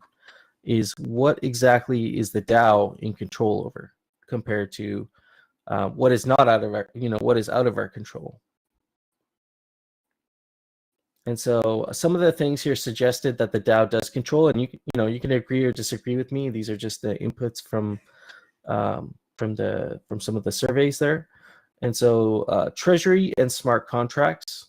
I would say the DAO does not control smart contracts at this point, but maybe metamorphosis will have some control over specific functions, maybe. Rarity farming, ghost distribution, bazaar, and associated fees. The treasury, the voting process, and the game mechanics. And this one's kind of interesting. The remainder of the protocol, if Pixelcraft were to hypothetically go their separate ways, so what would be left behind? The Aavegotchis, Ghost, and the NFTs, so probably like the ERC 1155s. Not the fake gotchis, but the wearables would be left behind most likely. And then this person here just adding in that they don't understand about the protocol or Pixelcraft's current reach to make an educated comment. But in their opinion, if Pixelcraft focuses on game development, then maybe the DAO should focus on maintaining the health of the protocol and tokenomics. So just a whole different range of things that people think the DAO controls. What do you guys think? And I'll read some of the comments in the chat here. What do you guys think the DAO has control over? Because I think it'll help us. It may help us even in the future to know where we should focus our efforts. I think from our perspective, the DAO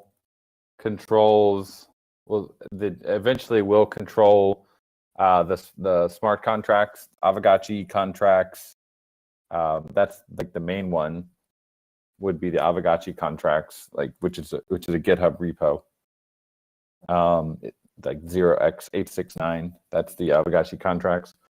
The probably the mechanics in the Aavegotchi like Realm Diamond as well.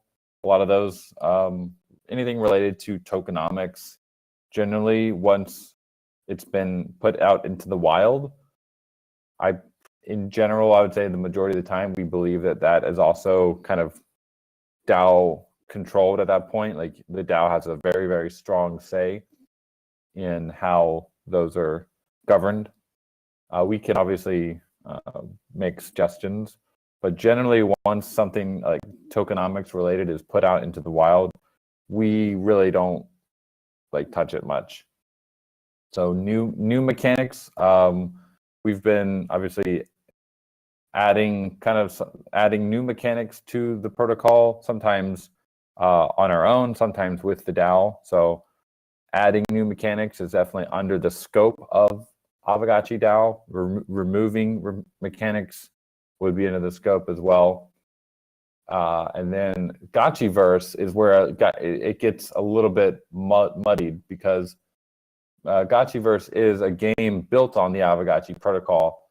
At the same time, there's NFT assets involved.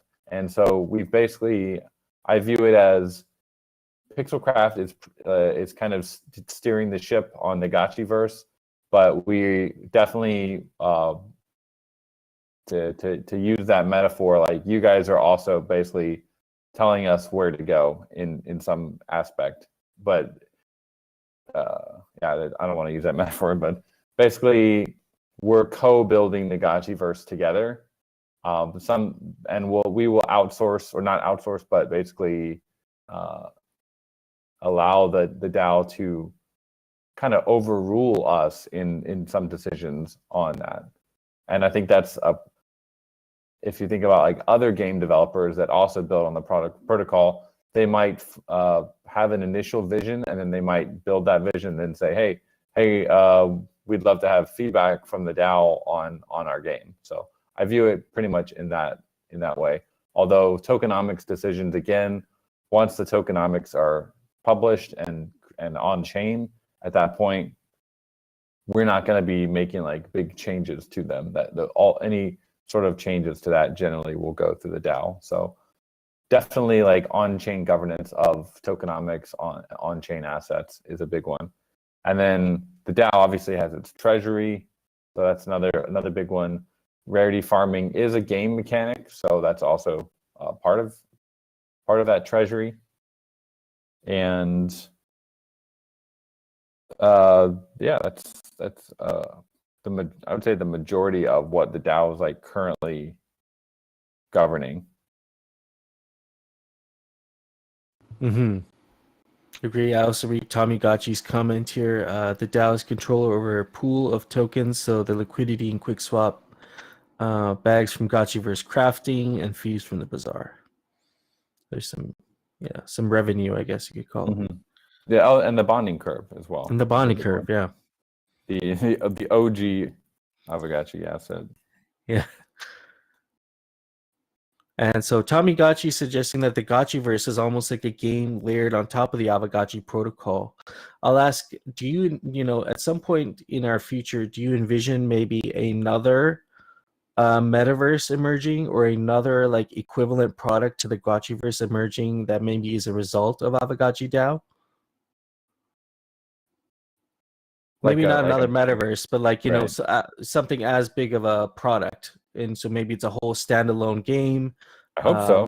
Yeah. Okay. Yeah, I mean, we definitely hope that like someone is also going to build on Aavegotchis. We already have like the Gotchi Miners and Gotchi Heroes, a couple other games. So the whole point of Aavegotchi is that it's supposed to be meant to be that anyone can build on it. And Pixelcraft Studios currently does have the IP for like what an Aavegotchi is. We did kind of create it, and we're not going to go like CC0 or kind of be more liberal with it yet, because we want to make sure that it gets treated right. and it's just valuable IP. But in the future, one day there could be a day where we do say we're going to transfer that IP over to Aavegotchi DAO, but that's definitely not going to happen yet. But it's pretty as the like Gotchi Farming knows, we're very open to any sort of like licensing with the IP. We just want to make sure that the IP is respected. Yeah, no, that 100% makes sense. At this stage, we want to be very careful with that for sure. Just reading some comments here. Tommy Gotchi saying there are many games already existing, which is great to see. But I guess what I was referring to is larger projects. Let's say an indie game studio came and saw the value proposition of building an Aavegotchi protocol, and they wanted to start using the assets to build out a gaming experience that maybe is equivalent in size to like Pixelcraft's Gotchiverse, for example. Then maybe there would be some sort of a conversation happening between Aavegotchi DAO and Pixelcraft and the indie game studio, and then there would likely be some sort of an IP agreement if we felt that that product kind of fits in brand with Aavegotchi. So I think that's kind of what happened with the sandbox thing is they came to the DAO first, and then the DAO said, well, looks like a really good idea, and then also joined forces with Pixelcraft to make sure that the experience stays on brand and that we're not going off key with Aavegotchi assets or branding. So that was kind of the approach there with that. Yeah, the Gotchi game station. Yeah, Gotchi kart game. Tommy Gotchi, we need to build that. I think that should be something that DAO maybe, if somebody does know how to build that sort of game, like be cool to get a racing game in 2023. It's something we've been asking for. But going back to this board here. So we kind of talked about what the DAO controls. Mikey J kind of went through a really good segment there talking about mission statements, the nature of like what a mission statement could look like. I like those examples you put up there. We can add those to the Miro board as well. And I think we have some ideas around what the mission statement could look like. Why don't we go over to the future outlook here, and let's talk about maybe what does a successful Aavegotchi DAO look like? And so specifically pertaining to like Aavegotchi DAO where we're at now, if we were to say maybe a few years from now, 4 or 5 years from now, what does a successful Aavegotchi DAO possibly look like? And this would be assuming that we've made that transition over to metamorphosis at this point. And so in this case, it would be a self-sustaining entity capable of producing its own revenue, capable of filling its own treasury, and funding other projects, hosting large sponsored DAO events.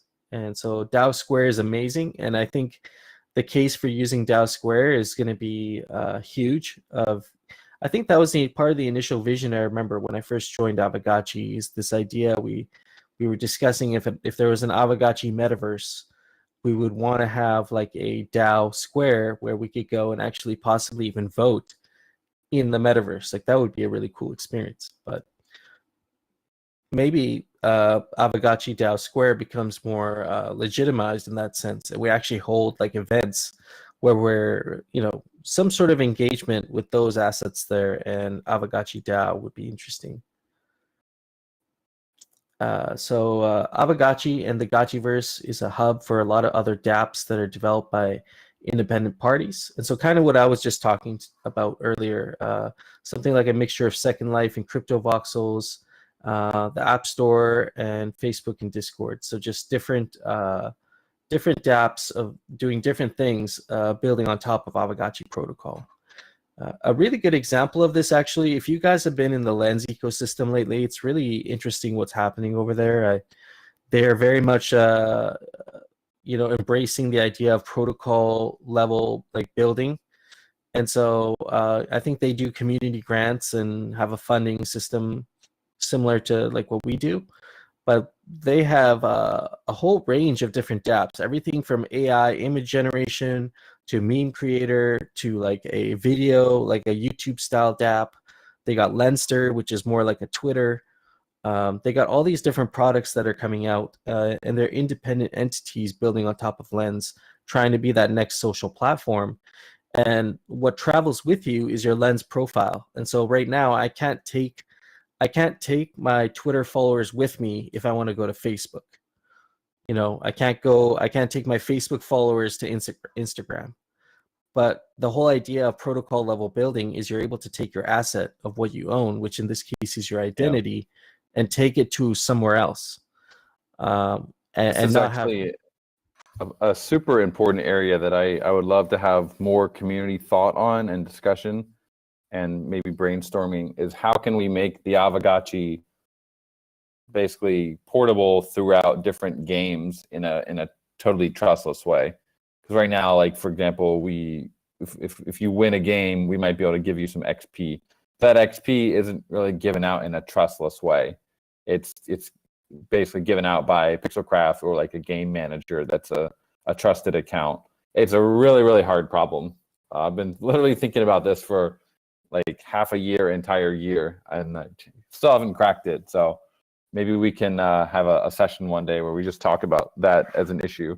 Because really what we're trying to do is have the Aavegotchi be portable throughout all the games that people build. And those games should be able to level the gotchi up or increase its kinship or give it a badge or whatever. But it's especially the things like increasing the level or increasing the kinship are pretty hard problems to solve in a decentralized, trustless way. But I just wanted to throw that out there if anyone wants to think about that over the weekend. Sorry for interrupting there. No, absolutely. It's a great point that you make because it ties in kind of here with everything we're talking about is, that is something that really is it's a huge benefit of a protocol level, like a protocol style of building where you guys at Aavegotchi at Pixelcraft, you created the Aavegotchis, you created the assets. I look at that as the kind of substrate that everything is going to be built on top of. Like people are going to use these assets, and so it makes sense that the points that are being awarded to the Aavegotchis themselves do correlate across a whole bunch of different experiences. So that's a really important point for sure.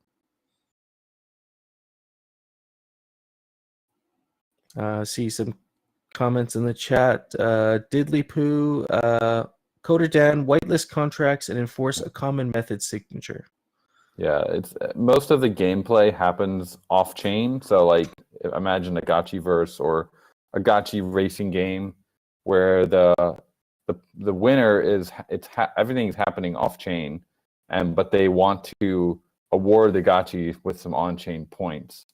So it's like every time you try to mix Web 2 with Web 3, off chain and on chain, it gets pretty complicated. But if we only say, we're only going to give XP for on-chain games, then that like totally limits anything that we can do. So yeah, there's got to be some layer. I imagine there's like some way to use ZK snarks or like I think of like ZK technology as basically blockchain magic, and there's probably a way to code it in a way that like we could do that. But exactly how to do that, I need some bigger brains to work together on that.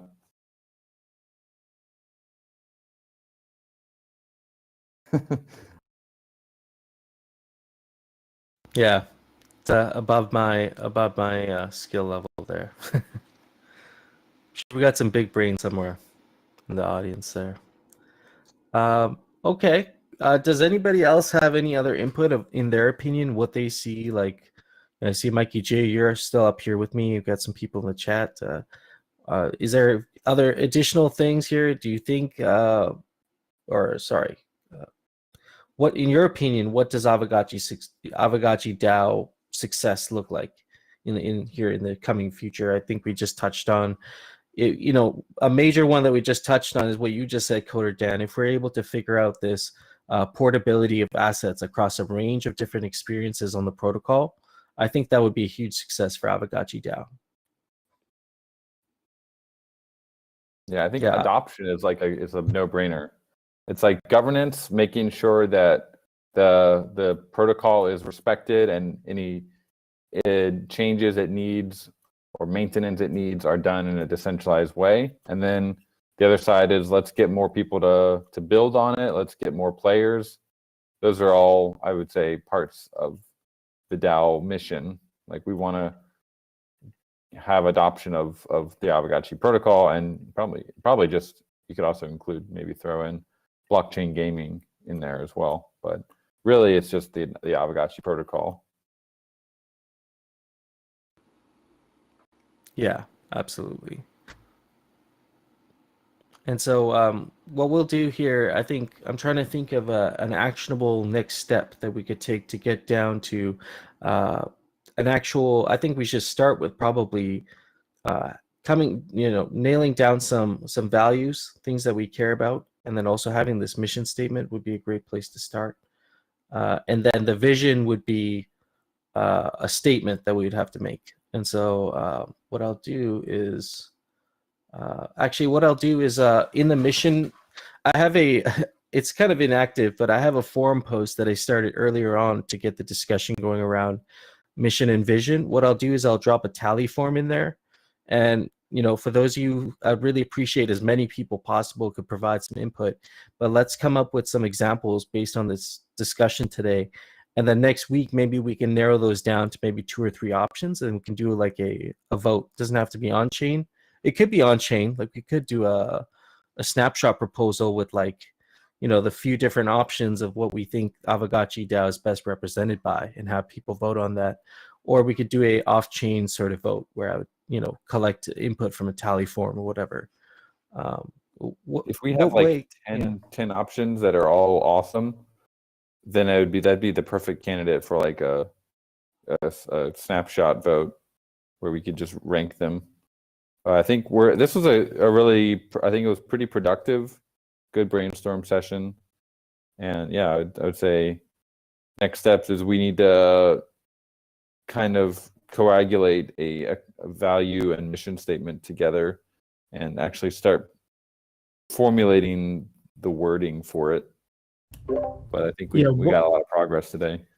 One way, Hefe, that we might think about doing that too is like if you can kind of help us pull out like the themes that came out today, and so one theme could say being community driven, right? And so you have that theme, and so what we could do is ask people for like their phrase that they would use to describe that, so that way we can kind of, because when we go to vote, we don't need to vote on 10 phrases that all talk about being community driven. We kind of need to sort of coalesce around one, so that we can have one about being community driven, one about being decentralized, one about being whatever, so on and so forth. So that might be one way, if you can help us pull out just like the theme, and then people can maybe suggest some wording.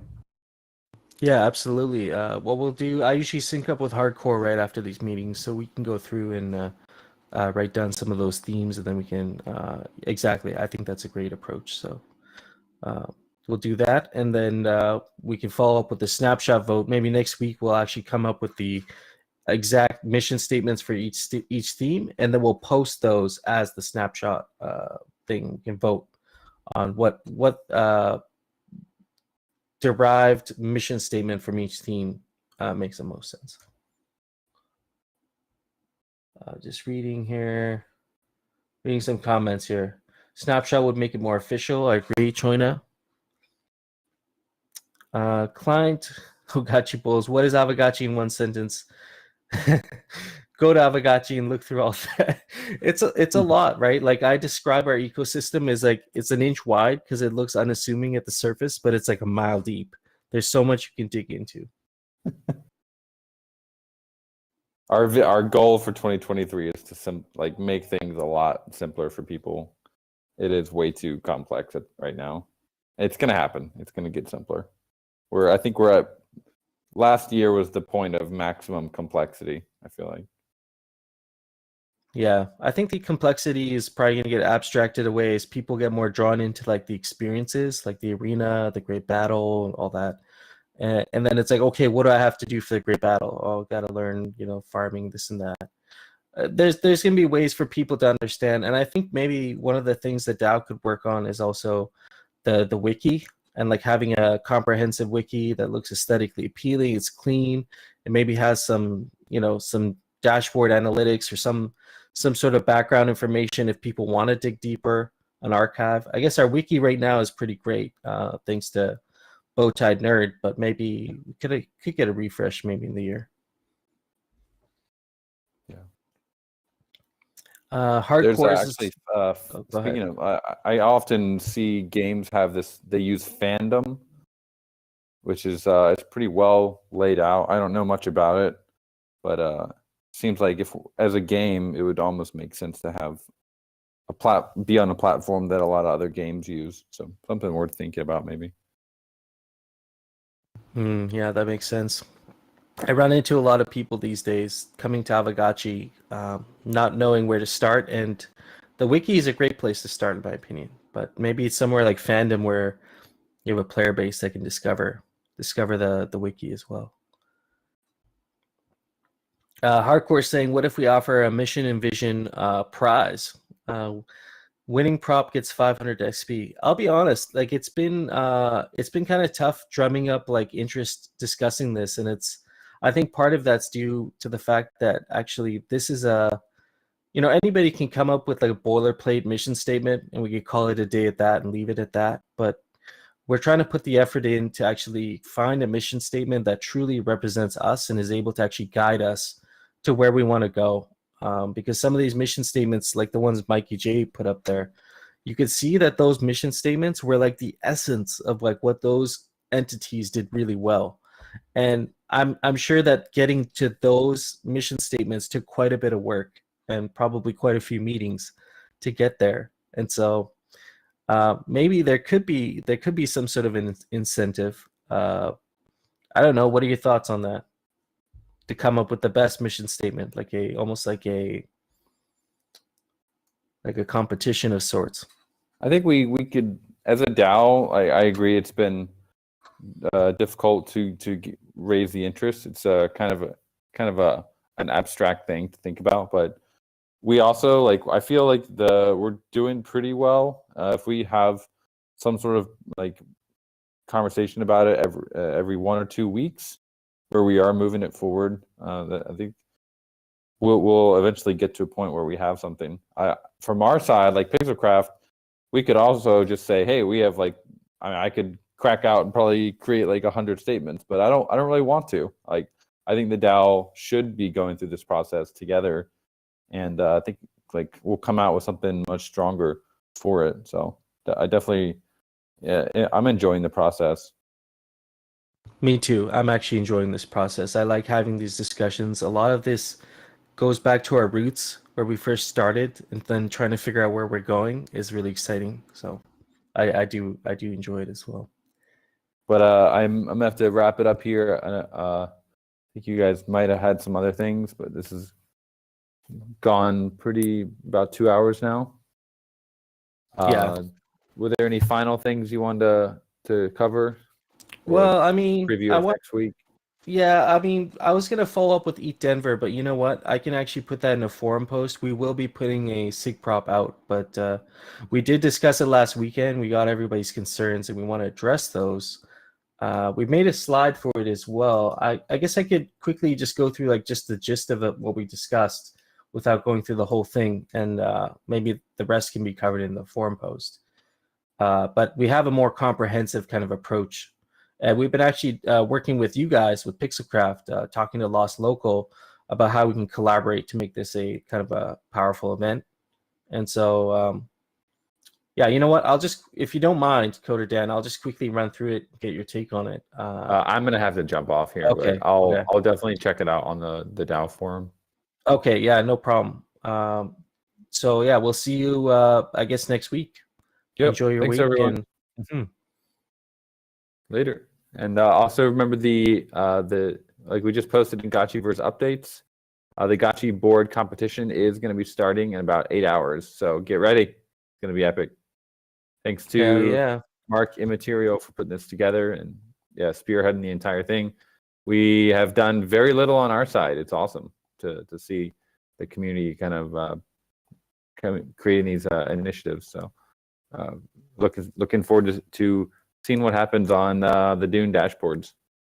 See you, friends. Later. All right, fellas and ladies, I'm gonna quickly go through this just to give you guys an idea of what we discussed, but I'll put most of it down in the forums there. If there are other members who are going to Denver who want to come up here, feel free to put your hand up, and let's just quickly run through this. And so last weekend we discussed Eat Denver, our presence at these sorts of events. This specific event, which is actually it's a conference. It's a developer conference, and it's actually one of the largest developer conferences in the world. Like the largest Ethereum developer conferences in the world. Last year, there were projected around 40,000 attendees, and this year they're projecting almost double that. So it's going to be a really large event. It's a 9-day event, and so us as a group here, we put a group together to possibly attend Eat Denver. And so our goals for actually like doing the field work are to basically leverage our connections with other Web3 communities and maximizing our exposure. Like we'll be moving through this space actively. We are planning on a coffee shop event, like a developer event, where we will have like a venue with like banners and everything set up and live streams. But for the most part, we've been working with Lost Local to actually see what other Web3 communities are interested in Aavegotchi, what venues at the event are going to be appealing for something like Aavegotchi. And so we have a few places in mind there. No Future, I know you had talked about doing some, I see Lost Locals in the audience, yeah. Yeah, welcome up, welcome. Hey everyone. Future. Good morning, everybody. Yeah, right on. Glad you could. Yeah. Yeah, GM. Glad to have you guys up here. I just thought we could discuss our Eat Denver plans, and we have Lost Local up here who represents Pixelcraft, so we can talk about how Aavegotchi DAO can kind of help you out with some of your initiatives that you wish to execute at the Eat Denver. And so I was just going through kind of our budget. Our strategy and our budget.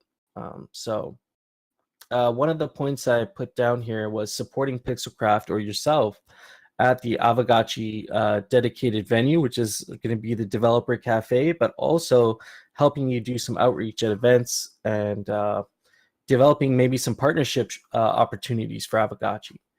And so I guess I'll ask you, what are some of your objectives and kind of what are some of the ways that you see the DAO group that's being that's going to Eat Denver? What do you see? How do you see them maybe supporting you in your role?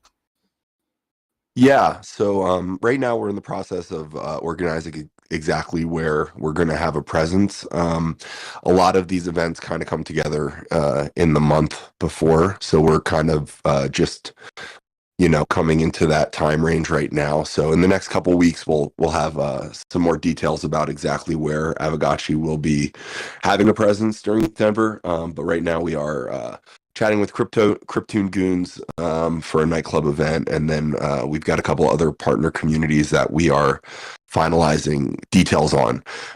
Those events is where support from the community and the DAO are going to be really, really important. I am the only person from Pixelcraft that will be on the ground at ETH Denver. So I'm going to be, organizing our presence and acting kind of as like a lead brand ambassador.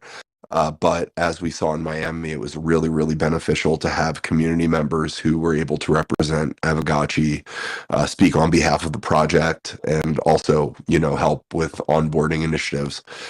So really, at the end of the day, that's where I do see, the biggest value add for me personally. It is a lot of work, just organizing and then making sure that not only that we have a presence and a place to represent the project, but that then the project is being represented appropriately in those places. So from my standpoint, that's really where the support of the DAO is going to come in most helpful. Yeah, I agree with you there, and I think we can have a far wider impact and footprint if we have available members at the event that can do some outreach, that can, actually create some have some networking going on while we're doing live streams, while we're actually doing some active recording or content creation or what have you.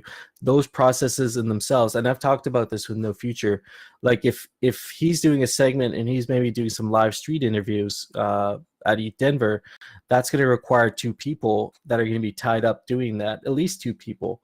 And so at least you have extra hands to, if you wanted to set something up, if you wanted to, for example, have someone giving out stickers or something, you would have those extra hands available at this event rather than having one person, which I think would maybe limit your ability to maybe have as big of an impact at Eat Denver. And so I think that's one of the ways we can kind of help you out there as well. No Future? Yeah, I was going to say, as a person who often does the one-man band thing, you can get it done, but you are limited. So being able to ideally we're looking to onboard devs, but also, capture content. So having more hands on deck to capture content just makes it easier because you can have a crew that's shooting the content, people hosting it, and then other people editing it at the same time so we can get it out in a timely manner, which was one of the struggles we had in Miami because it was a one-man band. So you just can't do it. Yeah, and we've also discussed, if Pixelcraft was to go and hire outside help, so not Aavegotchi, not Gotchi Gang, just outside contracted help to assist at these events, the projected budget or the spend for that, it far exceeds even our our largest ask. It could possibly even double our largest ask. And so to have people there who are actually Gotchi Gang that can take that marketing angle, but also be there as helping hands, I think is going to be valuable to have there. Yeah, and I think it's worth mentioning that, we're also ideally what will come out of this is some system that can be replicated moving forward. It is the intention of Pixelcraft to have more and more of an IRL presence at events moving forward. So figuring out how the DAO is going to play into that and how we can, increase DAO presence moving forward and, make sure that the DAO is, represented at these IRL events and representing the project is also important to us. So hoping that this can, be another step in refining that system. Art Week in Miami was kind of I think the first roll of the dice at having an IRL presence, and there we had 2 events happening literally at the same time. So if it wasn't for the help of ZombieShepherd that day, we wouldn't have been able to appear on the Polygon panel while also having that community event in Wynwood. Oh, I didn't know that. Yeah, Yeah. and for what it's worth, that was with Cryptoon Goons, and we are also forging partnerships with them now. So these things actually do play out if you give them time.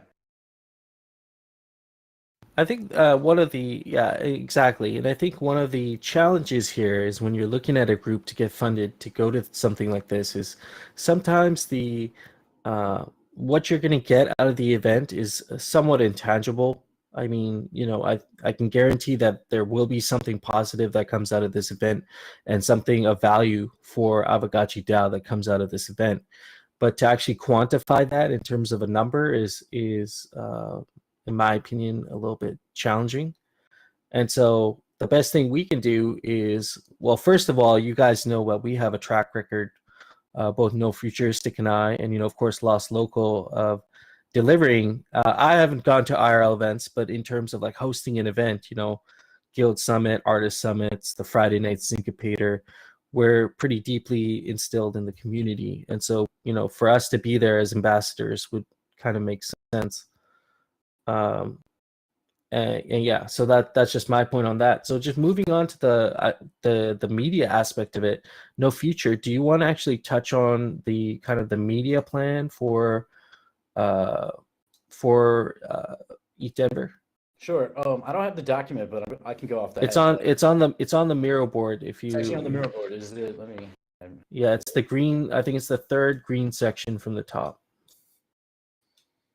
Okay, yeah. So the media plan, the way I'm seeing and approaching this is it's going to be two facets, basically, two aspects. The first aspect is going to be the live streaming aspect, and the second aspect is going to be the content capture.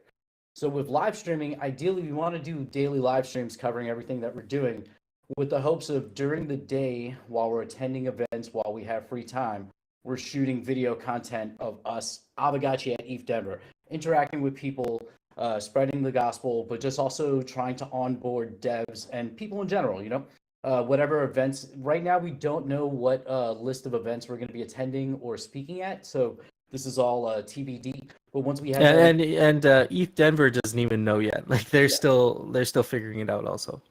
So the idea is that with the lodge, we know for certain that we have Ethernet and internet that works. So we'll be able to live stream and get media back to both Pixelcraft. And then as part of this, and Hefe can go over this later, we plan on having some D-Work bounties set up for some bounties for video editing, image generation, graphic design stuff for, so we can turn back this captured content into promotional material quickly to give to Pixelcraft to use for promotion during these events. So the idea is we'll be doing live streams, captured content during the day, which we put together to distribute to Pixelcraft, and then we will edit our own stuff that we can use during our live streams. During the live streams, ideally, we want to draw talent and network peeps that we meet while we're there. So if we meet devs, we want to pull them in and maybe interview them. It's going to be things such as Twitter Spaces. We want to host more of that. We didn't get to do that in Miami. We plan on streaming, I guess, the DAO meeting and the Gotchi Gang Hangout. So basically, constant live streams. But the second aspect, like I said, is the captured content, which will be basically, as a single videographer, I have a cinema camera I'm walking around with and a cell phone. I can only capture so much with that. By having ZombieShepherd there, he also has a camera. I'll be able to bring a second camera myself. So our production quality goes up. We both have a full end of audio equipment to basically cover everything. By engaging these other members as crew, they can help me basically set up and break down our video operation because it's going to be pretty extensive because I'm bringing a lot of equipment. They will also be able to constantly capture content on their cell phones, which is kind of what we missed out on in Miami because I'm lugging around a $5,000 camera. So it gives us options to get more content, more diverse content to get back to Pixelcraft, same day that they can churn out into promotional content to use on Aavegotchi. And this is where the Aavegotchi Twitter specifically, but this is where the social integration is because part of this onboarding effort will be through these content capture efforts. So when we're doing person on the street interviews, the idea is ideally we're doing this linked to a giveaway or with certain stickers or pamphlets or something that has our information that we can capture content of us spreading the word, but actually also spread the word. And then ideally for the coffee shop event, we're going to do full coverage of it. I would like to do a giveaway of some sort. We have, it's a lot of TBD ideas about how we can activate this and make this a lot of fun. I've just been rambling for a while. I should look at some comments and stuff. But yeah, no, I got a question here from Mikey J that we can address. Yeah. He's asking, can you explain why capturing content could be an important aspect of this? And in my opinion, I think capturing, I'll let you speak on that as well, but in my opinion, capturing content is not only an opportunity to engage with our environment, so engaging with the developers, it's a value proposition on their end of it too, if you think about it. If a developer who, oftentimes developers aren't doing this sort of thing. And so if you have somebody who you meet who is interested in the protocol or interested in Aavegotchi, getting to know them through a live experience that's been recorded could be valuable for their own promotion as well, in addition to us. I think that's one aspect of it, but I'll let you touch on it in the future. Well, I think actually the best person, if he can, Lost Local, because he's done this for a living and he's working with the team directly. So I think, like me, generally, captured content is important because it creates promotional material that you can use ideally for marketing. But you can also, we are supposed to be a fun, friendly community. Actually showing that, being at these events, fostering these partnerships this captured content isn't just us capturing ourselves, we're capturing other people, and that will lead to, I think, can lead to, just more engagement socially on social media, which is one of the goals of the, our endeavor. Yeah, I'd say, not to simplify things, but, I've been a member of the Aavegotchi community for, since a little before Haunt 2, and also very active in the IRL NFT community. My DAO organized the outdoor patio area of NFTLA last year with live entertainment and all that good stuff. So for me, really the power of content. I also directed commercials and did all that for over a decade. But what's really exciting about where Aavegotchi is now and where I've kind of come on to the project is I feel like we've done so much work, on the blockchain and in Web3 and building this actual project. And now it's really time to take it into the real world and build the brand and actually have some face-to-face with other people in the communities, in the Web3 community that are out there and active and just trying to create more of a presence for this project. So content is, I think, extremely powerful. These IRL events are extremely powerful just to put some identity to the project beyond what people are going to see on Twitter and Discord. So, at the end of the day, I really see this as brand building. It further develops the identity of what we are as a project and also what we are as a community. And, that's where the DAO is so important here, is because at the events, the DAO is representing the community. You guys are, the day-to-day lifeblood of this project. Without community members, nothing happens. So it's important for y'all to be there, and I think it's also important to start getting that message out. And content is, I think, the strongest way to do that.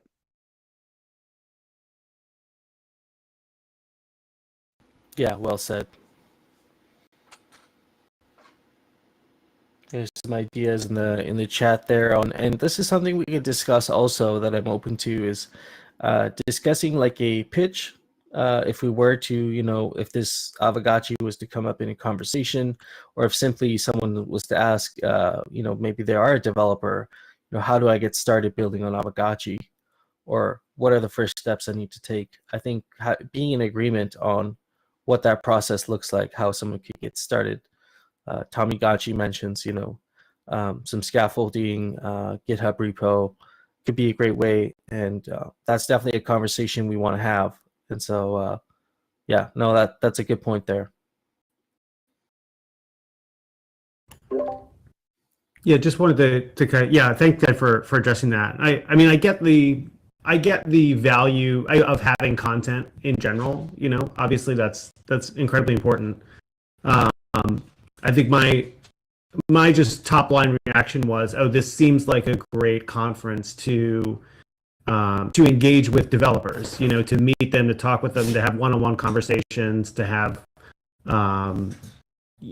hopefully for them to leave there and think about building a project on top of the protocol, so that we can attract more developers. And to me, like, that sounds like the biggest value. And it sounds like having, a few people there to do that, have a small team of people there to do that makes sense. I think just personally, I'm a little bit, and I haven't looked at the cost and everything, but I'm a little bit less sold on that we need to have a lot of content generated by that event. Just for general, I mean, there's a lot of different ways we could generate content for marketing channels that don't involve a lot of travel and things like that, such as all the great work that No Future's doing and the rest of you guys are already doing. So that's kind of where I was coming from with that question. But I think the overall, like, I really do believe, like, with all the things we just talked about, we need to be, in my opinion, we need to be engaging developers, attracting developers to come build on Aavegotchi. So I definitely would support you guys. Personally, I would support you guys, a small team of people to go out and get that done and make that the focus.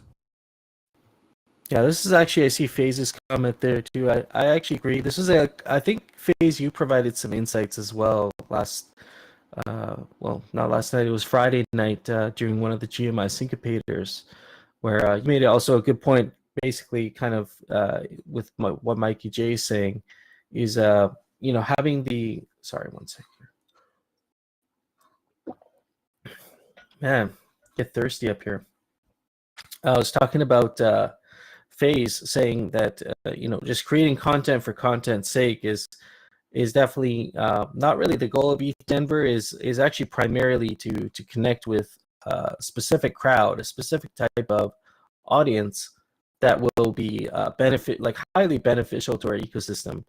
If we're able to pull in developers that find this an appealing protocol to build on, and I think when I think about developers, I think that maybe two different kinds of people. There could be larger entities that are interested in building on Aavegotchi protocol, and you could also have the dev who maybe has a full-time gig already, but is interested in building something fun on the protocol.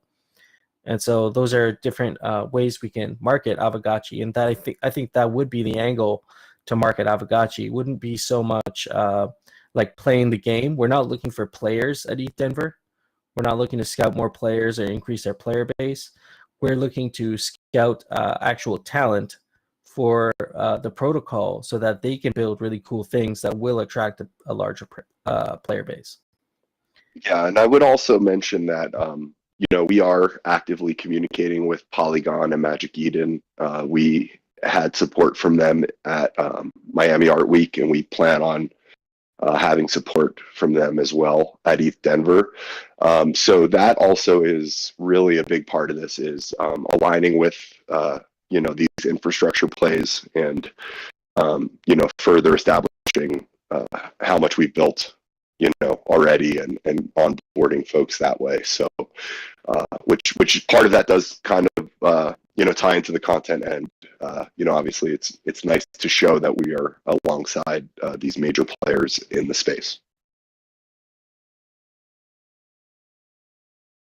Yeah, absolutely. I want to respect you guys' time because I know we have gone past our regular meeting time. But one more thing I wanted to touch on here was our the kind of like the travel expenses. We want to be pretty transparent around that, and also addressing the concern of accountability, because that was another major concern that was brought up by the DAO, is how do we know the money we're paying to the people going there for compensation is actually going to produce work. And so, not saying that I don't think there's anybody in this group that's not good for the work that they've put in so far for Aavegotchi, but I think that transparency and accountability is important. So what we put together here is the Gotchi Lodge travel expense worksheet. And so the total ask here is, 12,000 or 11,937 USD. And that wasn't a random number we came up with. That was, we have, we have 4 people here who are going to be core members being set, 5 members, sorry, that are being sent to ETH Denver. And so we got each member to plug in their travel costs, what it would cost for them to get to the event, and then also what they deem fair by the DAO in terms of compensation. Now, the base ask is just the travel cost to get there is $6,500. And that's going to include everybody's basically travel expenses to get there, which it seemed like there was really no pushback on that aspect, but there were some concerns regarding the compensation and the accountability for the work that gets done. And so my kind of idea around that is to, this is a great opportunity for me to use DWork and for the DAO to see the work that's being done at ETH Denver, and also not exclude anybody else from the DAO that may have something useful to contribute to ETH Denver. And so an example would be if we recorded some video from ETH Denver and we wanted it to be packaged up in a really concise, just a really well edited video to release on Twitter while we're at the event, we could actually issue a bounty from ETH Denver on DWork for someone to take as an editing bounty. So, if Thrax was interested in editing a video, there would be a bounty available for that. And so when someone completes a bounty, I'll allocate some reputation points And these reputation points will basically dictate your share of that pool. So whatever the DAO deems fair as a reward pool for ETH Denver is, we can decide that. Maybe it's $4,000 or $5,000, maybe it's a little bit more. And reputation points would be allocated to those who are doing work, those who are accepting the bounties that get issued. And this would go for the actual live event itself. And so, if No Future is going to be out actually doing some work, maybe he's, filming, maybe he's at the event live streaming, and I wanted to make sure that he gets compensated for that. I would issue a bounty on D-Work. He would take the bounty. It would have the specifics of how much work he did, just brief, like how many hours, what he did, and there would be some reputation points assigned to that. And so at the end of the event, once everybody has, at the end of the week, we can look at the reputation points everybody has accrued during the event, and then we can allocate that percentage share of the pool to those people. And so it kind of is a great way for reinforcing accountability, because, for example, if I went to ETH Denver saying I'm going to do all these things and I end up doing nothing and I just end up hanging out for the whole week, then my reputation points will reflect that at the end of the week, and I won't get anything from the pool. So that also goes for any other DAO member, Aavegotchi DAO member. If Musashi, I know he had some concerns. If he was at ETH Denver and he decided to get involved with something we're doing, and it counted as some sort of work, we could even assign some reputation points to Musashi, and then he would get his allocation for doing that, even though he wasn't part of that core like Gotchi Lodge team that was sent. And so it kind of gives people an opportunity to pick up some bounties, and it's not exclusive, which I think people were getting upset by last week when we discussed this. It seemed like it was like an exclusive thing for a specific group of people. And so these people are good for the work that they've done. Obviously, you guys know all of us and the work we've done. So I think this ask is reasonable, especially for the travel costs. I mean, the one thing to consider there is the longer we wait to get the funding, the travel costs will go up. That's the only variable. Is if we wait too long, the travel costs will rise, and the ask will be bigger for the travel cost. But other than that, the pool, the rewards pool, is something I would like the DAO. We can have a conversation on what the DAO thinks is reasonable. I think the calculation we have there is based on, it's like a 15-hour wage, $15 an hour like wage rate, like a minimum wage kind of thing. And so it's really way below like any sort of like just hired help. I think Lost Local, you were saying if you were to like just get some hired help at ETH Denver, not Aavegotchi specific, not promotional, nothing like that, but just extra hands at the event, you could be looking at maybe $20, $25 an hour or something like that, right? Yeah, $17 to $25 an hour is pretty, like, for trade show help, which was what I based that on. Yeah, so we kind of went below that just because we want to make sure you guys feel that we're being fiscally responsible with everything here. And so yeah, if you have any sort of suggestions or anything like that, just definitely run them by us. I'm going to put everything here in a forum post in the DAO forums here, and looking forward to seeing kind of what other feedback or opinions we get. I just really quickly want to say, because Mike Calliam's not here, and he's asked this question several times, and I would love to ask this to the whole DAO because we haven't had the opportunity to. And it's like two questions. The first question is, has the DAO paid for marketing previously? The only example I can think of is like something like Dino Swap, which wasn't successful. It was a lot of money.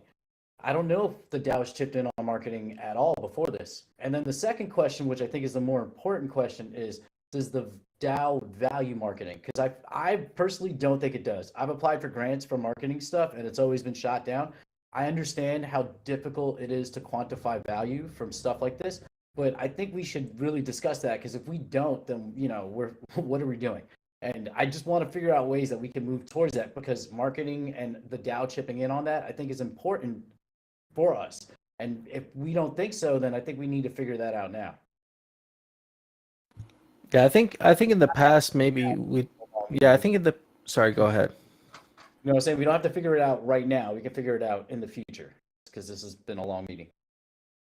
Yeah, absolutely. I don't want to go on too long there. And just I guess one more point to make there is if the DAO has never funded any sort of marketing initiative, this might be the most convincing marketing initiative that we've had so far.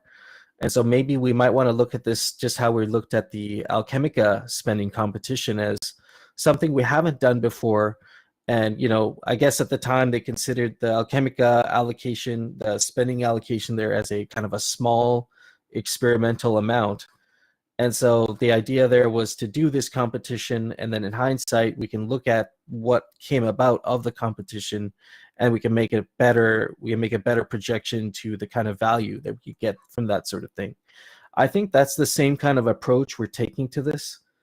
Taking with this here is we're looking at this as a very small treasury allocation for something that we haven't done before, but could be incredibly valuable, just in terms of just data, but also in terms of the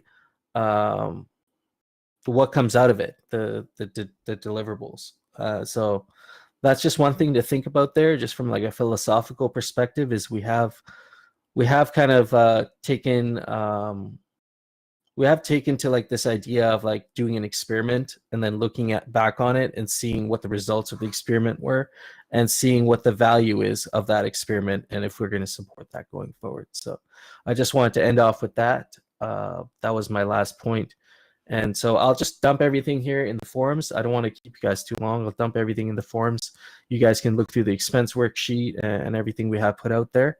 And yeah, looking forward to your feedback. And it seems like overall the sentiment I'm getting is pretty good from the DAO. So yeah, that's all I had. Do you guys have anything else to add up here? Like and subscribe to Gotcha News. That's it. Bye. There you go. Independently funded Gotcha News. Yeah, there you go. And so we'll see you next week on Wednesday. I think Wednesday or Thursday we should do a Twitter space with guests every week. It's a great place to have some really great conversations with other communities. If we don't see you, enjoy the rest of your week. We'll see you on Friday night at the GMI block party, or we might see you on the weekend. So just enjoy your week. We'll see you next weekend. Peace out, folks.